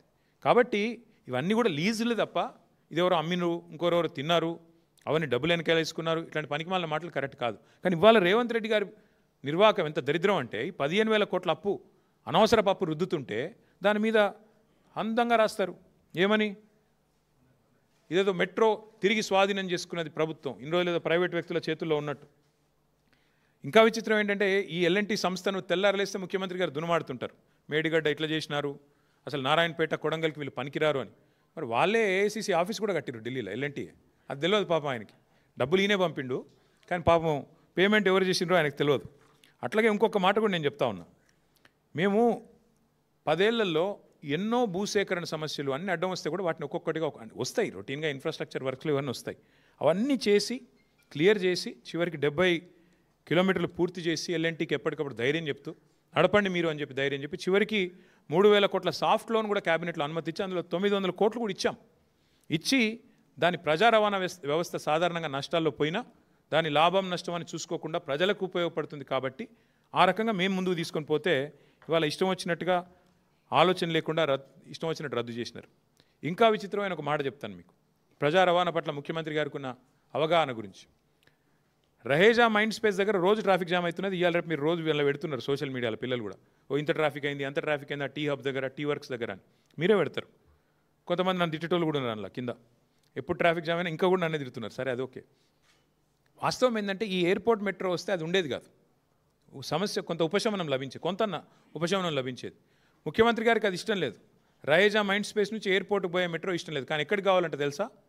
Shamshabad to future city. Future లేని ఫ్యూచర్ సిటీకేమో మెట్రో కావాలంట ముఖ్యమంత్రి గారికి. అద్భుతంగా ప్రజెంట్లో ఇవాళ ఎక్కడైతే విపరీతమైన ట్రాఫిక్ రద్దీతో అల్లాడిపోతున్నారో హైదరాబాద్ ప్రజలు, దాన్ని మాత్రం బొందబెట్టిండు సక్సెస్ఫుల్గా. గింత తెలివినది ముఖ్యమంత్రి గారికి. అట్లాగే ఇంకొక మాట కూడా నేను అడుగుతా ఉన్నా ముఖ్యమంత్రి గారిని. అయ్యా ముఖ్యమంత్రి గారు, మీరు పెద్ద పెద్ద మాటలు చెప్తున్నారు, మేము తీసేసుకుంటాం, టేక్ ఓవర్ చేసేస్తాం, ప్రభుత్వం తీసుకున్నది అని ఇలా బ్యానర్ పెట్టిన ఆ వార్తాపత్రికలను కూడా అడుగుతున్నా. ప్రభుత్వం తీసుకున్న ప్రజా రవాణా ఆర్టీసీ ఉద్యోగులందరినీ మేమే మా గవర్నమెంట్ ఉన్నప్పుడే విలీనం చేసినాం ప్రభుత్వ ఉద్యోగులుగా. ఈరోజు ఆర్టీసీలో పరిస్థితి ఏందండి? ఈ ప్రభుత్వం, కాంగ్రెస్ ప్రభుత్వం వచ్చినాక ఆర్టీసీ ఉద్యోగులను విలీనం చేస్తూ కేసీఆర్ ప్రభుత్వం చర్యలు తీసుకున్నా, నిర్ణయం తీసుకున్నా, జీవో ఇచ్చినా ఈరోజు వరకు అపాయింటెడ్ డే ఇయ్యలే ఈ ముఖ్యమంత్రి, ఈ ప్రభుత్వం, కాంగ్రెస్ ప్రభుత్వం. ఆర్టీసీలో ఇప్పటివరకు ఒక నియామకం చేయలే మీరు. అందుకే డ్రైవర్లకు, కండక్టర్లకు ఇలా విపరీతమైన పనిభారం పెరిగింది, ముఖ్యంగా ఫ్రీ బస్ పెట్టినాక. ఒక్కొక్కరు 12 గంటల నుంచి 16 గంటలు పనిచేస్తున్నారు నాన్ స్టాప్గా ఆర్టీసీలో. పనిభారం, ఒత్తిడి కారణంగా శారీరక సమస్యల వల్ల, గుండెపోటు లాంటి విషయాల వల్ల కూడా, సమస్యల వల్ల కూడా చాలామంది చచ్చిపోతున్నారు. చిన్న చిన్న కారణాలకు గత 20 నెలల కాలంలో 600 మందిని ఉద్యోగాల నుంచి తొలగించినారు. వాళ్ళు పాపం లేబర్ కోర్టుల చుట్టూ తిరుగుతున్నారు. ఆర్టీసీలో యూనియన్లను పునరుద్ధరిస్తామని మాట ఇచ్చినారు. ఇంకా చాలా చెప్పారు. కానీ ఈరోజు వరకు ఒక్కటంటే ఒకటి పని చేయలేకపోగా ఇంకేం చేస్తున్నారు మీరు? ఎలక్ట్రిక్ బస్సులు కూడా ఆర్టీసీకి ఇస్తలేరు, ప్రైవేటైజేషన్ చెప్పి ఇవాళ ఇచ్చేస్తూ ఉన్నారు. ప్రైవేట్ వ్యక్తులకు ఇచ్చి డ్రైవర్, కండక్టర్, మెకానిక్ సిబ్బందిని తీసేసే ప్రయత్నం చేస్తూ ఉన్నారు. ఉన్న ఆర్టీసీనే ఫినిష్ చేసే ప్రయత్నం చేస్తున్నారు. ఇక పండుగలు వచ్చినాయంటే చాలు, మళ్ళీ రేపు దసరా వస్తుంది కదా, మీరు చూడండి, మహిళకు ఫ్రీ, పురుషుడికి డబుల్. అది ఎక్కడ లెక్కనో నాకైతే తెలియదు. మరి పండుగలకు ఎవరైనా గిఫ్ట్లు ఇస్తారు? రేవంత్ రెడ్డి గారు ఇట్లాంటి గిఫ్ట్, రిటర్న్ గిఫ్ట్ ఇస్తున్నాడు. ఏంటిది? ఏ పండుగ అయినా, రంజాన్ అయినా, బక్రీద్ అయినా, క్రిస్మస్ అయినా, దసరా అయినా పక్కా తోఫా అయింది మీకు, డబల్ ఆర్టీసీ ఛార్జీలు. మీరు చూడండి, రేపు మళ్ళీ టికెట్లు దయచేసి తెలంగాణ ప్రజలు చూడాలని చెప్పి కోరుతా ఉన్నాను నేను. ఒక్క ఎలక్ట్రిక్ బస్సుల వల్ల ఈ ముఖ్యమంత్రి తీసుకున్న నిర్ణయం వల్ల ఉన్న ఆర్టీసీ దాదాపు 20,000 మంది ఉద్యోగాలు పోయే పరిస్థితున్నది. మహాలక్ష్మి కారణంగా నష్టాలు వస్తున్నాయని ఆర్టీసీ సంఘాలు చెప్తుంటే, కార్మికులు చెప్తుంటే వాళ్ళకి ఇవ్వాల్సిన బకాయిలు ఇస్తలేరు. ఉన్న ఆర్టీసీనే నడిపే ముఖం లేదు నీకు. నెల నెల ఆర్టీసీకి 600 కోట్లు ఇచ్చే ముఖం లేదు. 15,000 కోట్లు తీసుకొని ఎట్లా మోస్తావు నువ్వు మెట్రోని? చెప్పు నాకు. ప్రజలకు కనీసం సమాధానం ఇవ్వండి. నేను ఇంకొక మాట కూడా మిమ్మల్ని అడుగుతా ఉన్నా దయచేసి. ఇట్లాంటి కీలకమైన నిర్ణయం తీసుకున్నప్పుడు ఏ ప్రభుత్వం అయినా 15,000 కోట్ల భారం మోయాలి అంటే ఒక క్యాబినెట్ సబ్ కమిటీ వేస్తారు, కొంత చర్చిస్తారు, అధికారులతో, స్టేక్ హోల్డర్స్తో అందరిని పిలిచి మాట్లాడతారు, అర్థం చేసుకుంటారు. తర్వాత క్యాబినెట్ తీసుకుపోతారు, క్యాబినెట్లో చర్చ పెడతారు, అధికారుల కమిటీలు వేస్తారు. ఇదేం లేదు, చెట్ మంగ్ని ఫట్షాది. నేను పొద్దున ముఖ్యమంత్రికి అనిపించింది, సాయంత్రం వరకు ఒడగొట్టాలి. జూబ్లీహిల్స్ ప్యాలెస్లో కలవడ్డది, అర్ధరాత్రి తెల్లవరకు ఒడిచిపోవాలి. అంతేనా? ఇక చెట్ మంగ్ని ఫట్షాది అంటే ఏం ఆలోచన లేదు, పాడు లేదు. నేను అడుగుతున్నా ముఖ్యమంత్రి గారిని, 15,000 కోట్ల రూపాయలు అప్పు ఎవరు కడతారు? నువ్వు ఎట్లాగో 2 నెలల్లో పోతావు, తర్వాత ఎవరు కట్టాలా? ఎవరి మీద వేసిపోతావు? అట్లాగే ఇది ఎఫ్ఆర్బిఎం పరిధిలోకి రాదా ఈ అప్పు? కేంద్ర మంత్రులు 2 ఉన్నారు ఇక్కడ. మెట్రో యాక్ట్ ఉంది, సెంట్రల్ యాక్టు. అసలు మీరు కేంద్ర ప్రభుత్వానికి ఇన్ఫర్మేషన్ అని ఇచ్చిండ్రా ఇట్లా చేస్తున్నామని? పీపీపీలో ఉన్నదాన్ని మీరు తీసుకుంటున్నామని చెప్పినరా? ఒక పబ్లిక్ సెక్టర్ అండర్టేకింగ్ కంపెనీ పెడతారా? ఈ 15,000 కోట్ల రుణం ఎట్లా మోస్తారు? రోజు నువ్వే కథలు చెప్తుంటావు కదా, నెలకు ఇంత మిత్తి కడుతున్నా, అంత మిత్తి కడుతున్నాను. అఫ్కోర్స్ కాగ్ చెప్పింది అనుకోండి, ముఖ్యమంత్రి చెప్పేది తప్పు. నెలకు 6,000 కోట్లు కాదు, నెలకు కడుతుంది 2,200 కోట్ల అప్పే మిత్తి అని చెప్పి కాగ్ చెప్పింది. కానీ ఎల్లారలేసి అబద్ధాలు చెప్తా ఉంటారు. ఇది ఎవరు కడతారు? ఈ 15,000 కోట్ల అప్పు ఎవరు కడతారు? ఎందుకు ఇప్పటికే తెచ్చిన 2,20,000 కోట్ల అప్పు చాలదన్నట్టు మళ్ళొక 15,000 కోట్ల అప్పు ఎవరి మీద మోపుతున్నారు? ఎందుకు మోపుతున్నారు? ముఖ్యమంత్రి గారు చెప్పాలి. అట్లాగే ఆర్టీసీ ఇప్పటికే నష్టాల్లో ఉందని మీరే చెప్తున్నారు, నెలకు 600 కోట్లు కడుతున్నామని చెప్తున్నారు. మరి దీనికి సంబంధించిన నష్టాలు ఎంత మెట్రోకి? ఇక్కడ పత్రికలు ఒక్కో రకంగా వస్తుంది. నెలకు 300 కోట్ల నష్టం అని ఒకరు రాస్తున్నారు, కాదు 600 కోట్ల నష్టం అని ఇంకొకరు రాశారు ఈరోజు. కాబట్టి మరి 600, 300 నష్టాల విషయంలో అని అధ్యయనం చేశారా? మరి దాన్ని ఎట్లా నడుపుతారు? భూములు అమ్ముతారా? అసలు ఆ భూములు మీ చేతికి వచ్చినాయా? ఆ మాల్స్ని అమ్ముతారా? మీ అనుయాయులకు ఆల్రెడీ డీల్స్ అయిపోయినాయా? ఇవన్నీ కూడా ప్రజల మనసులో ఉన్న ప్రశ్నలు. తప్పకుండా ఈ విషయంలో కేంద్ర ప్రభుత్వం కూడా స్పందించాలి. కేంద్ర మంత్రివర్గంలో ఉన్న 2 మంత్రులు కూడా ఇక్కడ ఉన్నవాళ్ళు స్పందించాలి. ఎందుకంటే ఇది ప్రజా సొమ్ము. అదేమి రేవంత్ రెడ్డి గారిదో, లేదా బీజేపీదో, లేదా బీఆర్ఎస్దో కాదు. ప్రజల సొమ్ముకు ధర్మకర్తలు మనందరం. 1 రూపాయి ఖర్చు పెట్టాలన్నా మనం డెఫినెట్గా 2 సార్లు ఆలోచించాల్సి ఉంటుంది. కాబట్టి ఈ విషయంలో కేంద్ర ప్రభుత్వం కూడా స్పందించి వెంటనే విచారణకు కూడా అవసరమైతే ఆదేశించాలి. పారదర్శకత లోపించింది మొత్తం విధానంలో. పొద్దున అనుకున్నారు, సాయంత్రం అయిపోయింది. సాయంత్రం 2 షేక్ హ్యాండ్లు ఇచ్చుకొని శాలువాలు కప్పుకొని స్టేట్మెంట్లు ఇస్తే నడవదు. అందరూ స్టేక్ హోల్డర్స్ని అవసరమైతే పిలవాలా, అఖిలపక్షాన్ని పిలవాలా, అవసరమైతే శాసనసభను పిలవాలా, అవసరమైతే క్యాబినెట్లో చర్చించి నిర్ణయం తీసుకోవాలి. కానీ ఈ రకంగా ఇష్టం వచ్చినట్టు 15,000 కోట్ల అప్పు మేము మాకు అప్పజెప్పిపోయిన 20% పూర్తయిన మెట్రోను మేము పూర్తి చేసి ఒక అసెట్ని మీ చేతిలో పెట్టిపోతే మీరు 15,000 కోట్ల లయబిలిటీని ప్రజల మీద రుద్దుతామంటే చూస్తా ఊరుకోవడానికి బీఆర్ఎస్ రెడీగా లేదు. Will definitely take it to the people of Hyderabad.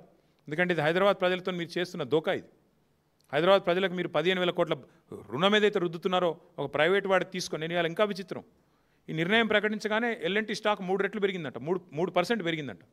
ఇప్పుడే చూస్తా ఉన్నాను ఇక్కడికి వచ్చేటప్పుడు 3% ఎల్ఎన్టీ స్టాక్ పెరిగింది.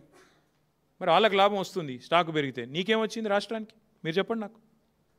రాష్ట్ర ప్రభుత్వానికి వచ్చిన లాభం ఏంది నిర్ణయం వల్ల? ప్రైవేట్ వాడు వదిలించుకున్నాడు, నీకు అంటగట్టిండు, నువ్వు వాళ్ళ చేతిలోనే ఉండి నడిపించేది మేము నడపలేదా 10 ఏళ్ళు? నువ్వు కూడా అట్టే నడపాల్సింది. వాళ్ళ కాంట్రాక్చువల్ ఆబ్లిగేషన్ ఉంది. ఏ కారణం చేత, ఏ లోపాయికారి ఒప్పందం చేత, ఏ ముడుపుల కోసం, ఏ కమిషన్ల కోసం, వేటి కోసం రేవంత్ రెడ్డి గారి నిర్ణయం తీసుకున్నారు? సమాధానం చెప్పాలి. భూముల కోసమా, ముడుపుల కోసమా? అందుకే ఈ విషయంలో పారదర్శకత లోపించింది కాబట్టి కేంద్ర ప్రభుత్వం కూడా జోక్యం చేసుకోవాలని మేము డిమాండ్ చేస్తున్నాం. అట్లాగే మిగతా సెంట్రల్ మెట్రో యాక్ట్ ఉంది, స్టేట్ మెట్రో యాక్ట్ ఉంది, వాటికి అనుగుణంగా ఇది జరగలేదు. డెఫినెట్గా ప్రజల దగ్గరికి పోతాం. అవసరమైతే ఇంకా ఏ రూపంలో ముందుకు పోవాలో నిపుణులతో చర్చించి, పెద్దలతో చర్చించి నిర్ణయం తీసుకుంటాం. ఈ ప్రశ్నలన్నిటికీ ప్రభుత్వం నుంచి సమాధానం వస్తుందని ఆశిస్తున్నాం. రాకపోతే వారిని వదిలిపెట్టం, ప్రశ్నిస్తూనే ఉంటామని మీకు తెలియజేస్తాం. మీకేమైనా డౌట్ ఉందా? భూములు అమ్ముకోవాలి, రేవంత్ రెడ్డి గారు ఏం చేసినా దాని వెనకాల ఒక స్కీమ్ ఉంటుంది. ఆ స్కీమ్ వెనకాల స్కామ్ ఉంటుంది పక్కా. ఇది ఆయన పేరుకి ముఖ్యమంత్రి, కానీ ఆయన దందా బ్లాక్మెయిల్. కాబట్టి మీరు చూస్తారు కదా. నేను ఇంకోటి కూడా ఇదేమో ఇప్పుడు నేను చెప్పించాలి ఒక విషయం, ఇంకో పెద్ద విషయం కూడా ఇంకో 4-5 రోజుల్లో చెప్తాను. నేను ఇంకో కార్పొరేట్ సంస్థను కూడా ఎట్లా బ్లాక్మెయిల్ చేస్తారో అది కూడా చెప్తాను, ఆధారాలతో సహా చెప్తాను.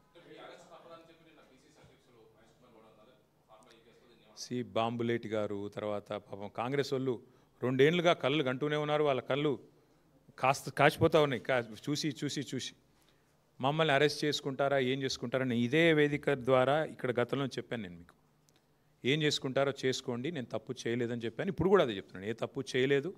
ఎంత ధైర్యం ఉంటే నేను ఒక మంత్రిగా పనిచేసిన వాడిని 10 ఏళ్ళు లై డిటెక్టర్ టెస్ట్ తీసుకుంటాను అని చెప్పాను. రేవంత్ రెడ్డి గారు కూడా తీసుకుంటారా అని అడిగాను. ఆయన మీద ఏసీబీ కేసు ఉంది, నా మీద ఏసీబీ కేసు ఉంది, రండి అని చెప్పాను. ఇప్పుడు కూడా మళ్ళీ అదే ఆఫర్ ఇస్తున్నా. ఇట్లాగే కెమెరాలు పెట్టండి, ఒక 10-15 లై డిటెక్టర్ టెస్ట్ నేను మీ కెమెరాల ముందు తీసుకుంటా. నేను తప్పు చేయలేదు. నిజాయితీకి ధైర్యం ఎక్కువ. సరే, దానికి కొంతమంది అహంకారం అనొచ్చు కాక, కానీ నేనేమంటానంటే అల్టిమేట్గా నేను తప్పు చేయలేదు కాబట్టి నాకు ఆ ధైర్యం ఉంది. కానీ ఇది అప్రస్తుతం, అనవసర విషయం. అరెస్ట్ చేసుకుంటారా, ఏం చేసుకుంటారో వదిలేయండి, నాది పెద్ద ఇష్యూ కాదు. నన్ను అరెస్ట్ చేస్తే ఆయన కొంత పైశాచిక ఆనందం వస్తుంది కావచ్చు, అది కూడా ఓకే. కానీ మేము వదిలిపెట్టాం కాంగ్రెస్ పార్టీని. 4,000 రూపాయలు ముసలోళ్ళకి ఎప్పుడు ఇస్తావు? 2,500 ఆడబిడ్డలకు ఎప్పుడు ఇస్తావు? స్కూటీలు ఎప్పుడు ఇస్తావు? తులం బంగారం ఎప్పుడు ఇస్తావు? నువ్వు ఎన్ని డైవర్షన్ గేమ్లు ఆడినా మేము మాత్రం అదే పట్టుకుంటాం. మా ఇష్యూ చిన్నది. మమ్మల్ని అరెస్ట్ చేసుకుంటారా, కేసులు పెడతారా, ఏం చేస్తారా, అది ఓకే. మేము ప్రజల తరపున అడుగుతూనే ఉంటాం, వదిలిపెట్టాం.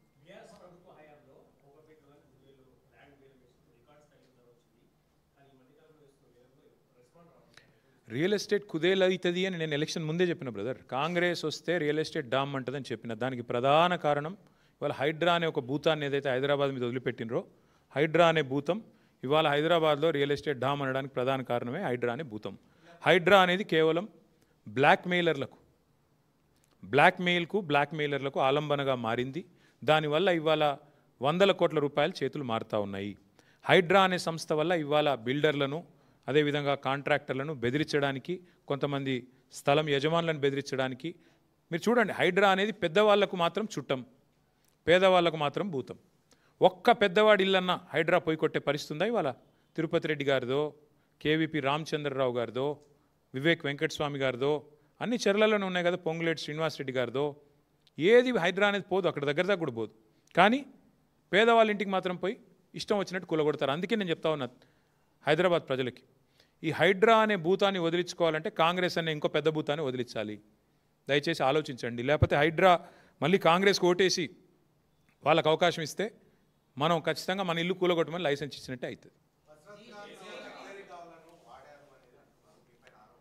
మాకు ఎంత విచిత్రం అంటే బ్రదర్, మేమేమో ప్రజల సమస్యలు మాట్లాడతాము, యూరియా గురించి మాట్లాడతాము, గ్రూప్ 1లో జరిగిన సమస్యల గురించి మాట్లాడతాము. ఇదేది ఆర్ఎస్ బ్రదర్స్ ఎవరు మాట్లాడరు. వాళ్ళకి కావాల్సింది ఏంది? కేటీఆర్ ఏ కార్లో తిరుగుతున్నాడు, తప్పు చేస్తే కేసు పెట్టి నేను వద్దంటలేదు కదా, నేను తప్పు చేయలేదని చెప్తున్నా ఓపెన్గా. ఏందన్న తప్పు చేస్తే ఇద్దరు ప్రభుత్వాల్లో ఉన్నారు కదా, కేంద్రంలో మీరున్నారు, రాష్ట్రంలో వారున్నారు. పెట్టండి, ఏం కేసులు పెడతారో పెట్టండి, ఏం విచారణలు చేస్తారో చేయండి, మాకు అభ్యంతరం లేదు. ఇవన్నీ ఇప్పుడు అన్నీ పోతే ఎల్ఎన్టీది ఎక్కడ పోద్దాం?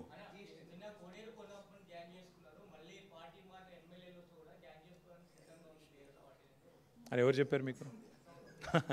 అంటా ఉన్నారంటే అన్న వాళ్ళని అడగండి, నాకు తెలియదు. ఎస్, 100కు 100% మంచి మెజారిటీ. ఎందుకంటే హైదరాబాద్లో 2023లో కూడా ఒక్క సీటు కూడా కాంగ్రెస్ గెలవలేదు. ఒకే ఒక్క సీటు అడ్డిమారి గుడి దెబ్బలాగా బీజేపీ గెలిచింది. ఈసారి కూడా మళ్ళీ తిరిగి హైదరాబాద్ ప్రజల ఆశీర్వాదంతో, జూబ్లీహిల్స్ ప్రజల ఆశీర్వాదంతో మా అభ్యర్థి శ్రీమతి మాగంటి సునీత గోపీనాథ్ గారు మంచి మెజారిటీతో నెగ్గుతారు, మాకు విశ్వాసం. Thank you. ఎవరన్నా ఏమన్నా అనుకోని, మేమనేది ఏమంటే అల్టిమేట్గా హైదరాబాద్లో ఇదివరకు గెలిచాము, రేపు గెలుస్తాము, మళ్ళీ గెలుస్తాము. హైదరాబాద్ ప్రజల ఆశీర్వాదం కేసీఆర్ గారికి ఉంటుంది. కరెక్ట్. భయ నేను అనేది ఒకటే, ఇప్పుడు 15,000 కోట్ల భారం ఏదైతే రేవంత్ రెడ్డి గారు మీ మీద పెట్టారో దాని గురించి ముందుగా సమాధానం చెప్పనండి ప్రభుత్వాన్ని. అది ప్రైవేట్ వాడు మోస్తున్న అప్పుల భారాన్ని నీ మీద ఎందుకు తెచ్చుకున్నావు ఇలా చెప్పు. నువ్వు రాష్ట్ర ప్రజలకు చెప్పు. ప్రైవేటు సంస్థ 2070 దాకా ఆ భారాన్ని మోస్తూ నడపాల్సిన కాంట్రాక్చువల్ ఆబ్లిగేషన్ వాళ్ళ మీద ఉండే, ఆదుకోవాల్సి ఉండే వాళ్ళను. కావాలంటే సాఫ్ట్ లోన్ మేము ఇచ్చిన మీరు కూడా ఇచ్చేది ఉండే. సాధక బాధకాలు ఉంటాయి ఆపరేషన్స్లో, ప్రజా రవాణాలు, మాకు తెలుసు. అది ప్రభుత్వాన్ని నడిపిన వాళ్ళుగా మాకు బాధ్యత ఉంది. నువ్వేం చేసినావు? జైల్లో పెడతా, తోడుకలు తీస్తా, నేను చెప్పినట్టు వినకపోతే ఎల్ఎన్టీ మేడిగడ్డ కూలిపోయిందని చెప్పకపోతే ఊకోను, నువ్వు రిపేర్ ఎట్లా చేస్తావు, నీకు బ్లాక్ లిస్ట్ చేస్తా అన్నట్టుగా ఇవాళ ఇష్టం వచ్చినట్టు చేస్తే ఏమైంది? ఇవాళ సంస్థ పారిపోయింది విధి లేక. 100% ముఖ్యమంత్రి గారు, వారి అనుయాయులు, ఆయన వెనకాల ఉండే కొంతమంది రియల్ ఎస్టేట్ బ్రోకర్లు ఈ భూముల మీద కన్నేసే ఇదంతా చేశారనేది నా అనుమానం. అనుమానం నిజమా కాదా మీరు చూస్తారు, భవిష్యత్తులో మీరే చూస్తారు ఎవరెవరి కిందకి.